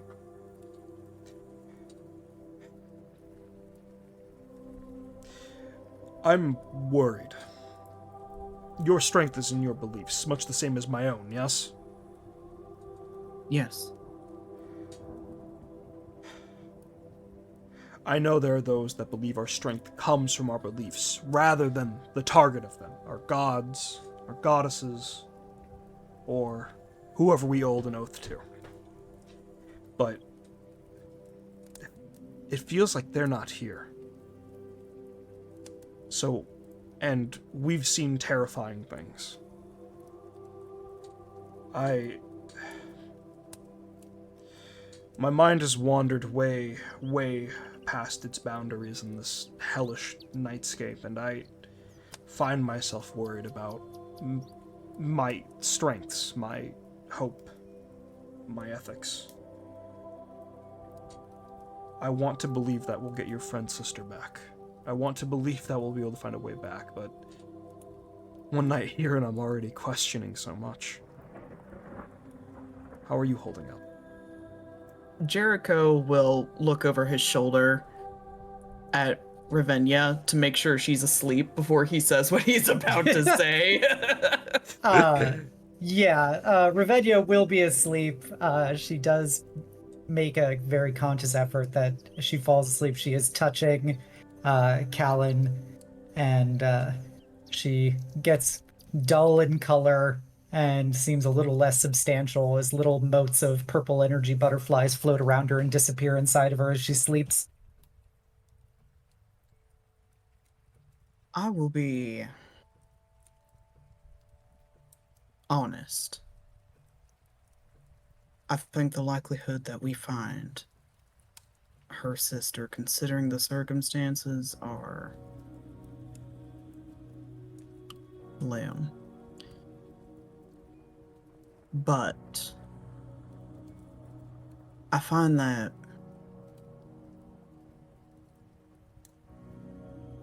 people thrive on hope, and people like you and I, we thrive on faith. And regardless of if we feel the presence of our God or not in this nightmare of a place, I thoroughly believe that because I'm still faithful to the Manasars, that he has not abandoned me just yet.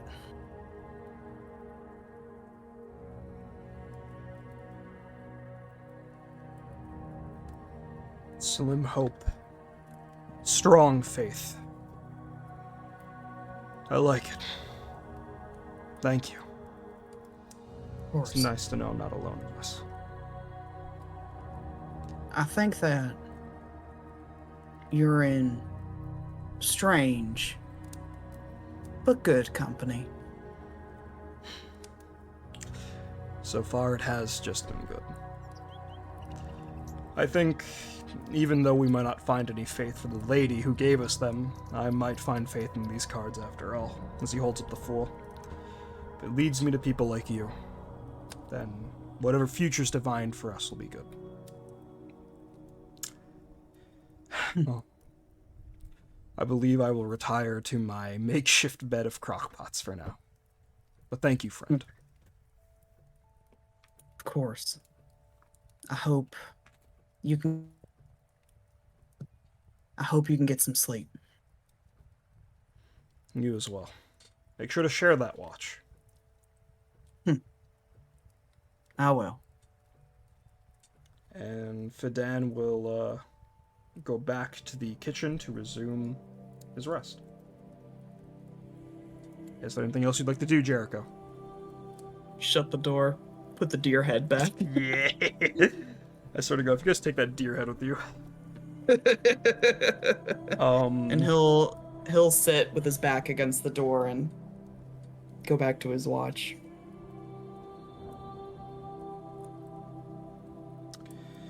All right. The rest of your watch, besides that small conversation, goes off uneventfully. It's creepy, it's cold, it's lonely, it's dark, but you don't feel alone. You feel... Okay, when I said lonely, I meant like the atmosphere, but you don't feel alone yourself. Mm-hmm. Who would like to take next watch? I can do it if Alan doesn't take it. No, go for it. I'm saying, I I think assume there's seeing- 3 watches, but Yeah, I think seeing how snuggled up Ravinia is to Callan, he knows he can't risk waking Callan without waking Ravinia. The frequently woken Fair. together. Got it. So he'll go nudge Warwick awake. Okay. I'm up. Everything's been quiet. Oh, good. Okay, thanks for waking me up. You feeling okay? I feel fine. Great. Good. But hey, before you go to sleep, I had a quick question. Sure.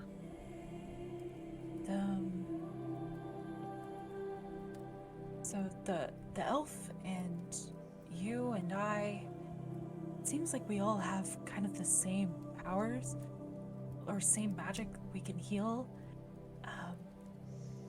But you said yours came from someone of sadness, was it? Close. The Man of Sorrows. Sounds, well, sad. It is. In a way. But we can avoid sadness in life.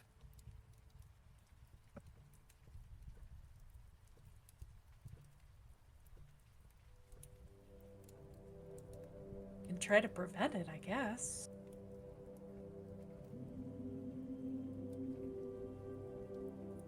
I thought of it that way. I guess that's what your guy's all about. Except Not for the entirely. stuff? Not entirely. Well, I won't get all philosophical and God talk to you while you're tired. So I was just curious. It's all right. I think that one of our core beliefs is that if one man has to endure sadness for the benefit of humanity, then it's well worth it.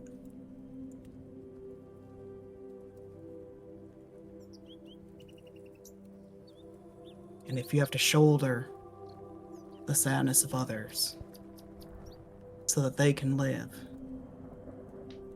then it was a good life. Is that what you're trying to do?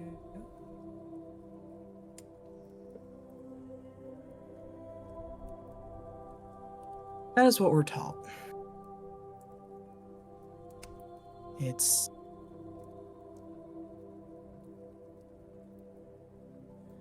the crux of my order.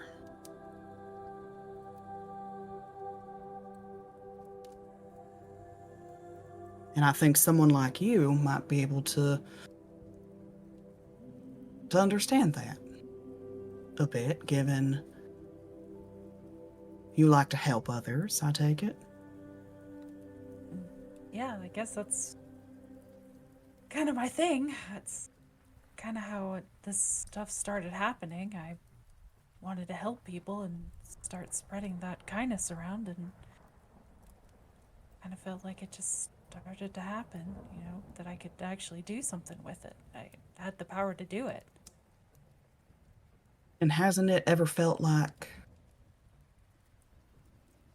a burden?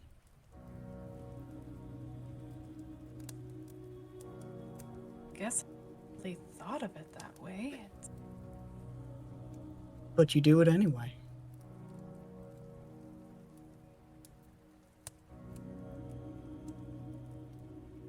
It does kind of make sense.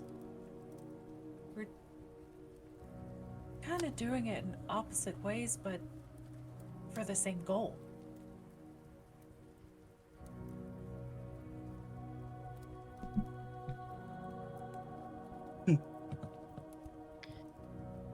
Well, I hope this man of sorrows or whatever brings you a bit of happiness too.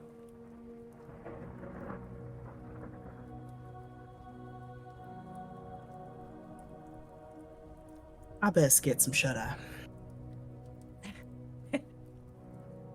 Okay. Sorry for yapping. I'll let you sleep.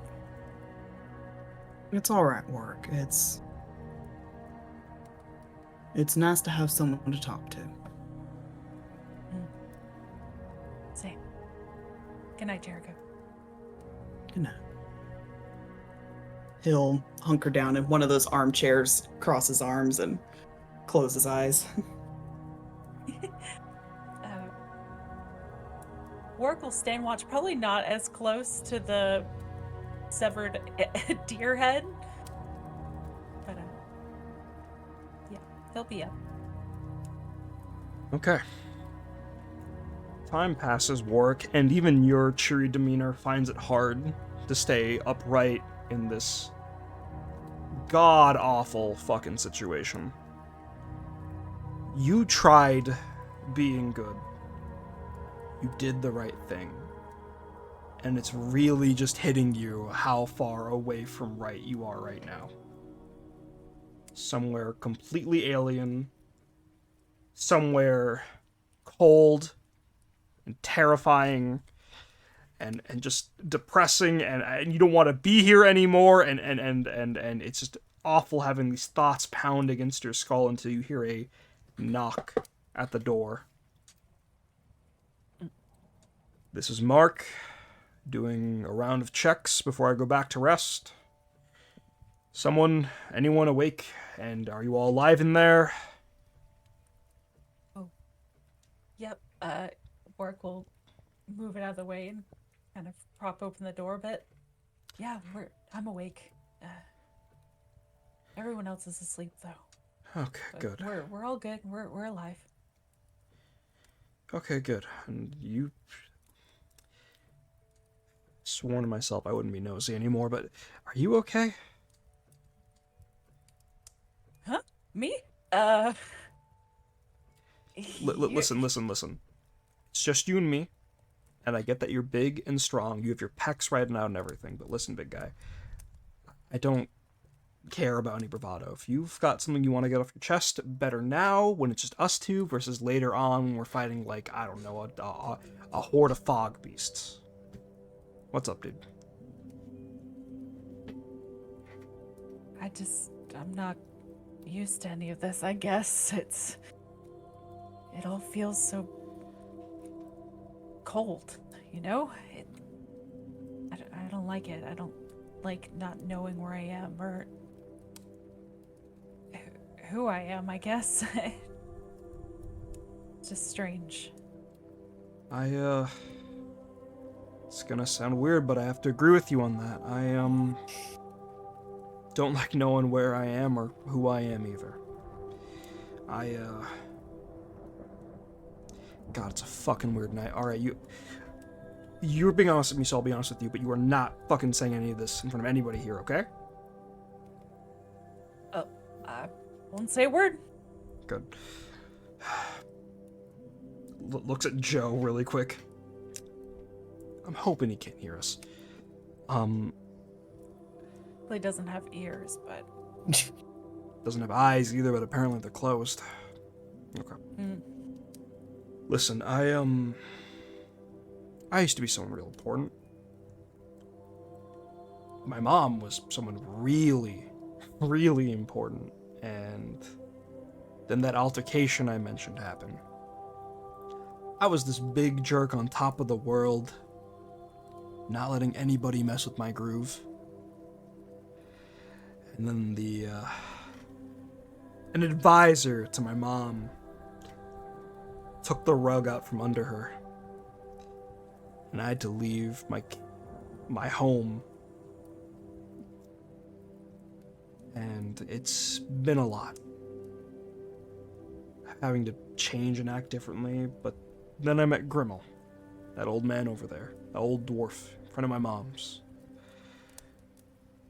He's trying to make me not so much of a jerk, as awful as that's been. I really wanted to leave that night in the circus, but he insisted and I had to follow. And, I think what we did was right, even though it feels awful. You have a Grimmel. Someone who, even when you're not next to them, tells you what to do in your ear. Otherwise you feel bad when you don't do it.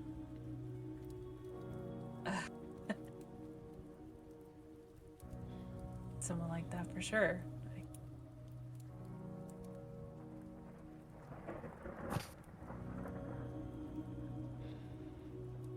It's a while ago, and I mean, I'm making new friends now. It looks like you are too. I mean, Don't call me that in front of the others. Oh, does no one like that word around here? It can be a little forward for some people, but I wouldn't mind starting off as friends with you. Especially at, you know what, no, I'm not, first night anxiety, I'm not gonna make any mistakes that I might regret. Hey, yo. Wait, so you're taking back the friend thing, No, or you can keep the friend thing. I'm just, God, you're like a big golden retriever. God,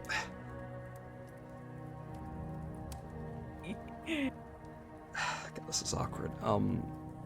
Listen, a while ago, a part of me would have hated doing what we did and ending up here, but,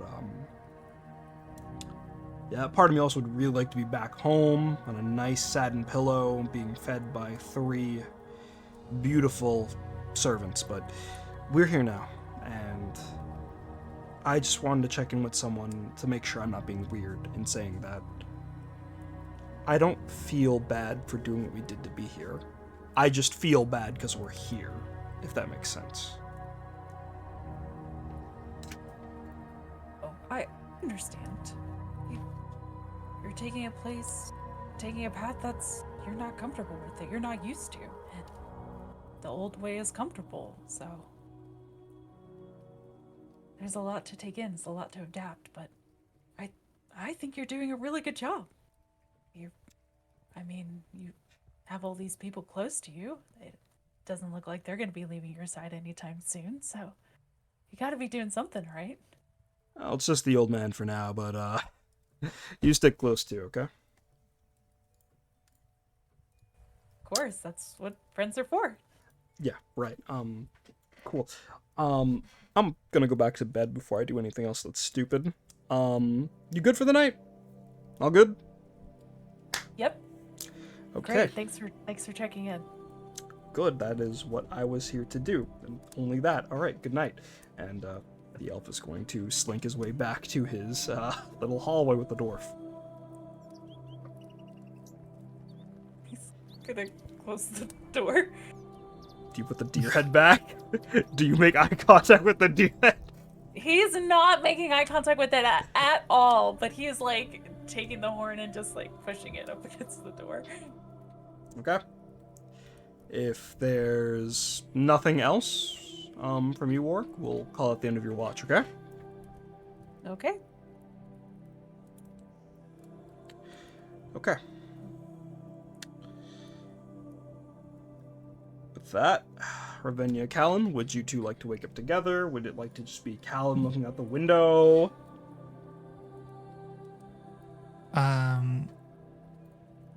How does Warwick wake us up? I think Warwick would be pretty mindful of Ravinia sleeping after everything that's happened, so he'll kind of like go to Callan's side and kind of nudge her gently. Like, Callan. She'll wake up at attention pretty much right away. Oh. Okay, it's my turn. Yes, of course. Thank you. Please rest well, and we'll talk in. I suppose the morning is correct, but either way.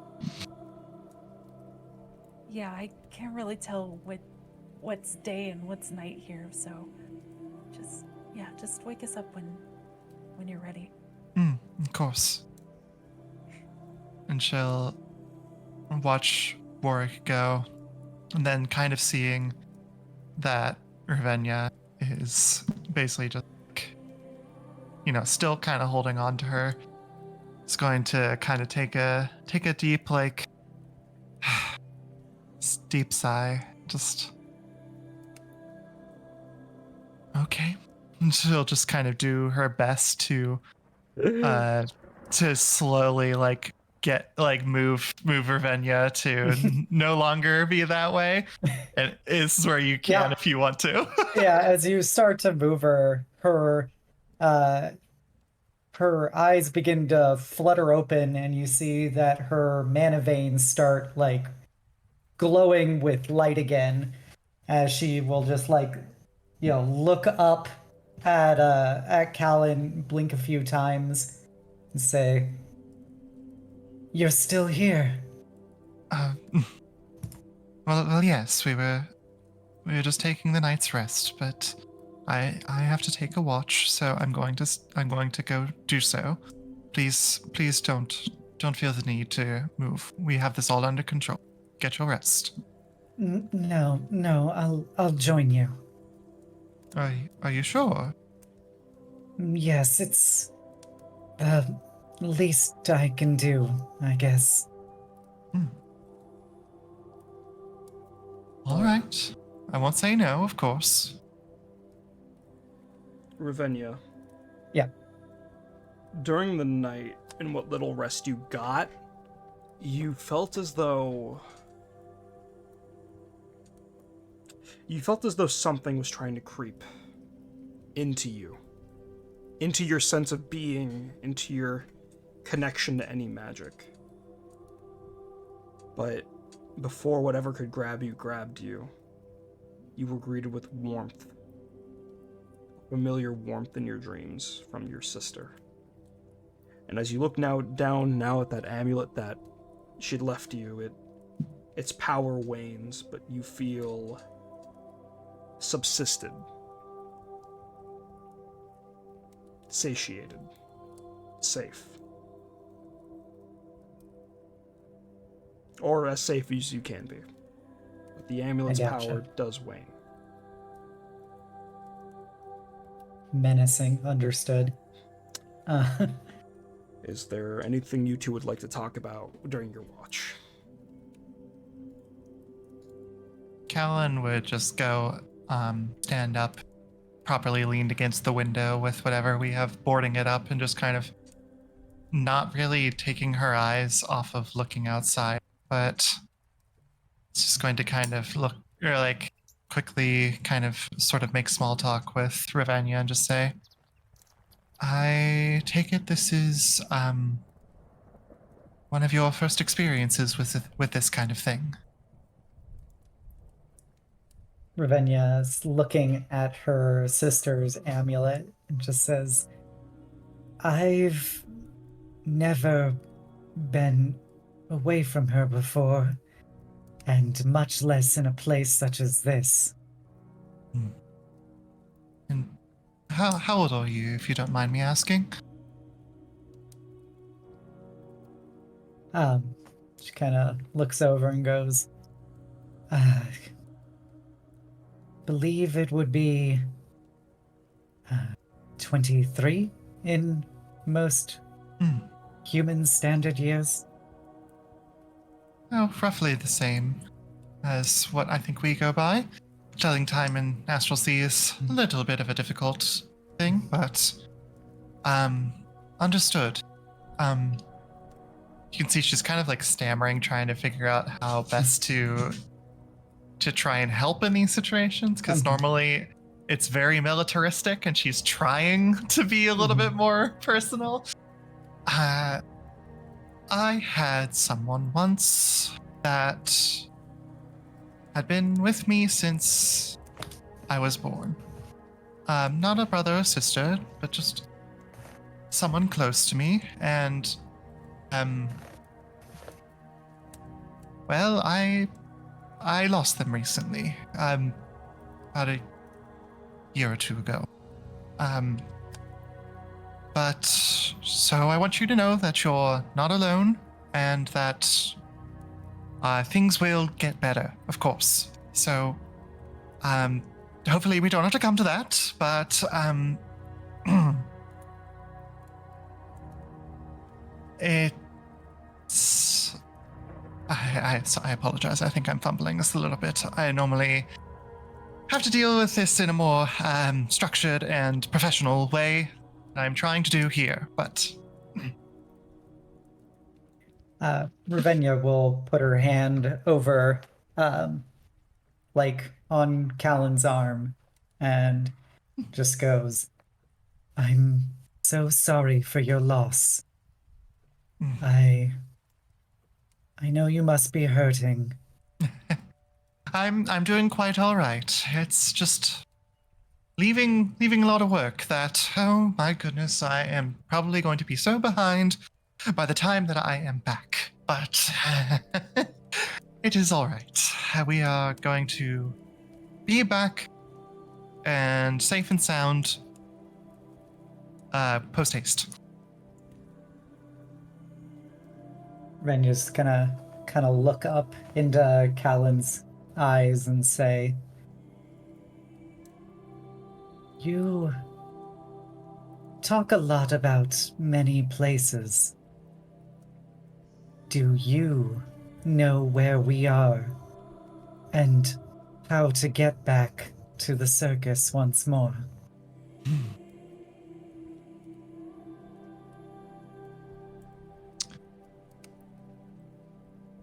I will be frank that I do not know currently where we find ourselves. However, I hope that eventually I can make contact with my people who can get us back to where we all belong, wherever that may be. This is not an unfamiliar situation to find ourselves in, stranded out on a planet with no true access to help, but it is something that we have gotten, that at least I have gotten used to. So it will be all right. We just have to make that connection, and then we'll be all set. I'm sorry that I don't seem to have the military training or background that would make you feel more comfortable. No, I'm fine. It is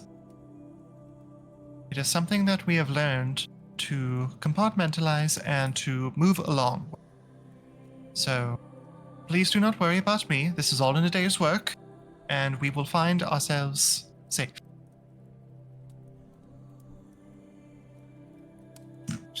She does a little smile up at Callan, and a bit sad still, but she gives a little smile and says, I believe that you will do everything in your power to find a way home again. I trust you in that. And I hope I can repay your trust with results. It's all about.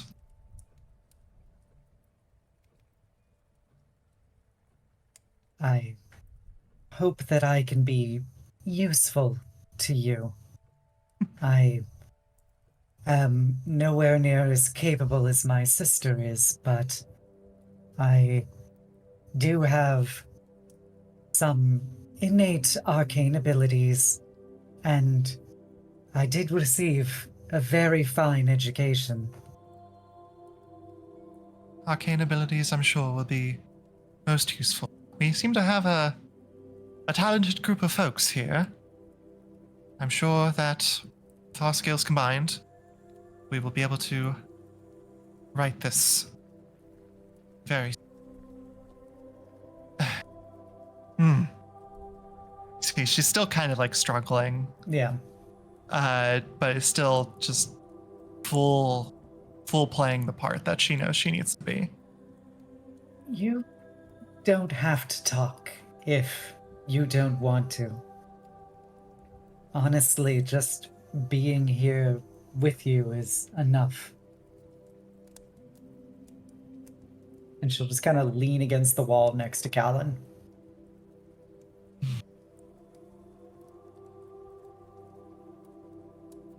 In a way, I don't know. There's sort of excitement. I know that sounds awful considering everything that we've gone through, but part of my work is exploring unknown worlds and finding out more about them.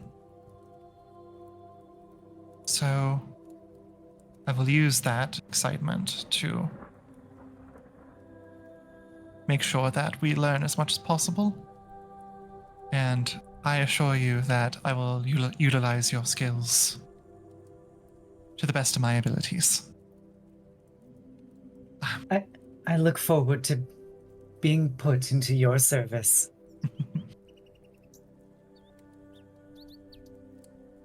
Of course. She'll just kind of... There'll be like a soft, almost playful smile before returning back to looking outside, and just it re-enters right back into the cold professional demeanor. Ravenia will be quiet next to Callan, and since she is quite aware that Callan is trying her darndest, but is not built for consoling. So just being in the proximity is enough. She will at some point summon her familiar, as you see this like near crystalline glass, like stained glass butterfly appear of purple and black, and just kind of have it settle onto her fingers. And she just smiles as she presses her head against it. Okay. You two fine taking those, I guess, positions for the night? Yep. Mm-hmm. Okay. Time passes on. The night not as scary, given that you two are together. And you two get used to the silence until you both jump up at the sound of the door being knocked. Hi, this is Glimmer. Don't worry if you're asleep, but if someone's awake, I'm just letting you know I'm gonna go use the bathroom upstairs and do a little, girl powdering her nose. Okay, cool, bye. I thought we weren't supposed to go upstairs. She mentioned the bathroom was upstairs, but outside of that, you weren't allowed in the attic, because that's where all the, toys are. Mm-hmm. That's right. That's where the dildo collection is.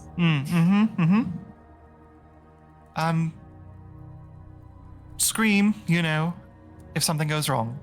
There's no response. She literally, as far as you can tell, she knocked on the door, said, "I'm gonna go piss," and then walked upstairs.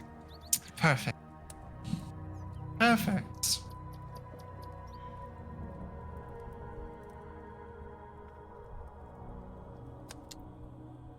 And the night passes.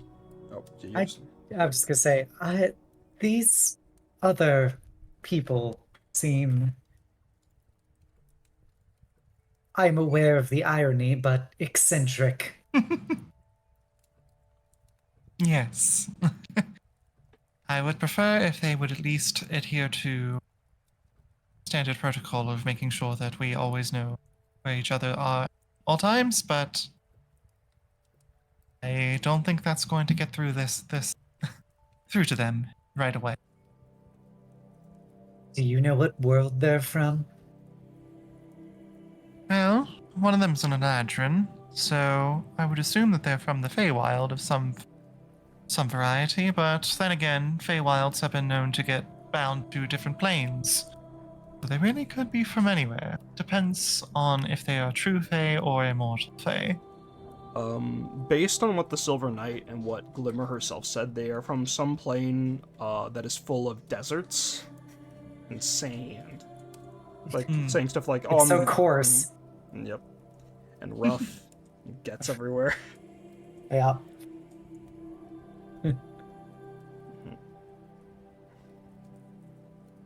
She is not exactly like many Eladrin that I've seen, though.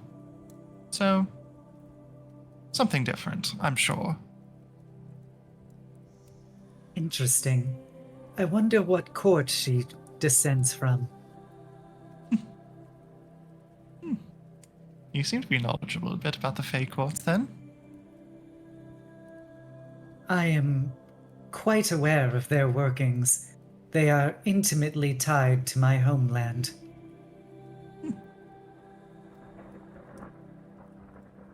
You'll have to tell me about that sometime.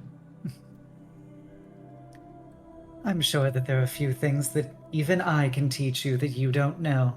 And she kind of does a little smile. Don't worry, I'm sure there are quite plenty. Our educations are thorough, but we only know as much as we find out. Okay. Are you two good? Done, done making sloppy noises over there? Wow. We're just talking. I'm just teasing. Literally two gay girls just talking, and look what people do. Wow. Women, anyway. I'd like to note for the audience, women's rights are cool. Anyways. Okay, the night passes. And nothing else happens. And what feels as though you've all had a long rest passes. So, for the players, health, spell slots, resources, fill it. And you all awaken.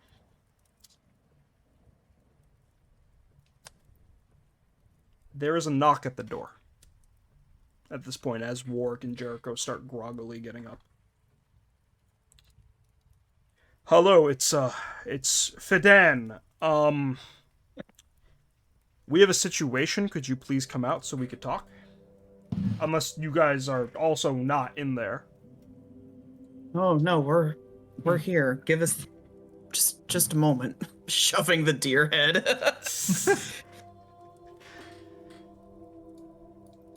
Opens the door.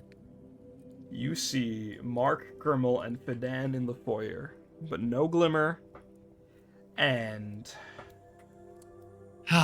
no Joe. Joe. Lol. Fuck 'em. Fuck Joe. How long do you guys want to go on tonight?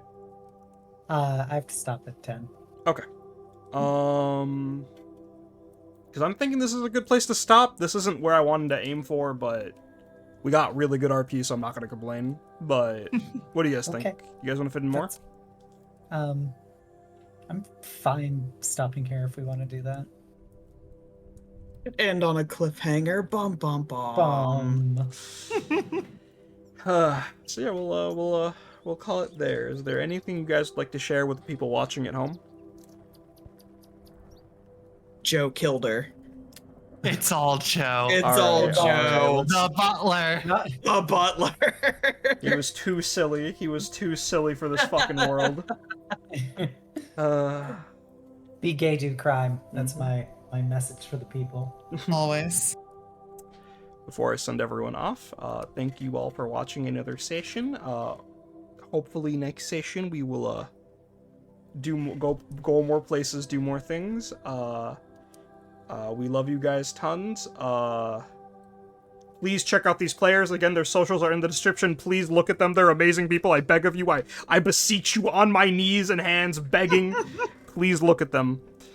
And yeah, I think that's it. Everyone good? Yeah. Okay. Bye. Bye. Bye.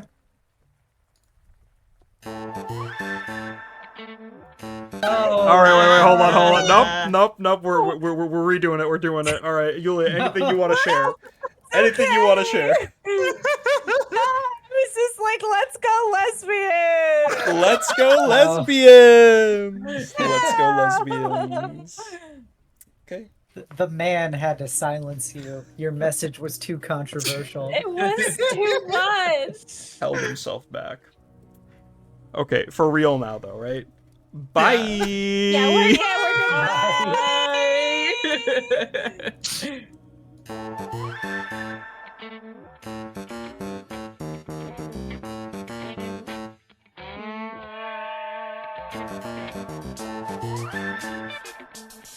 Bye.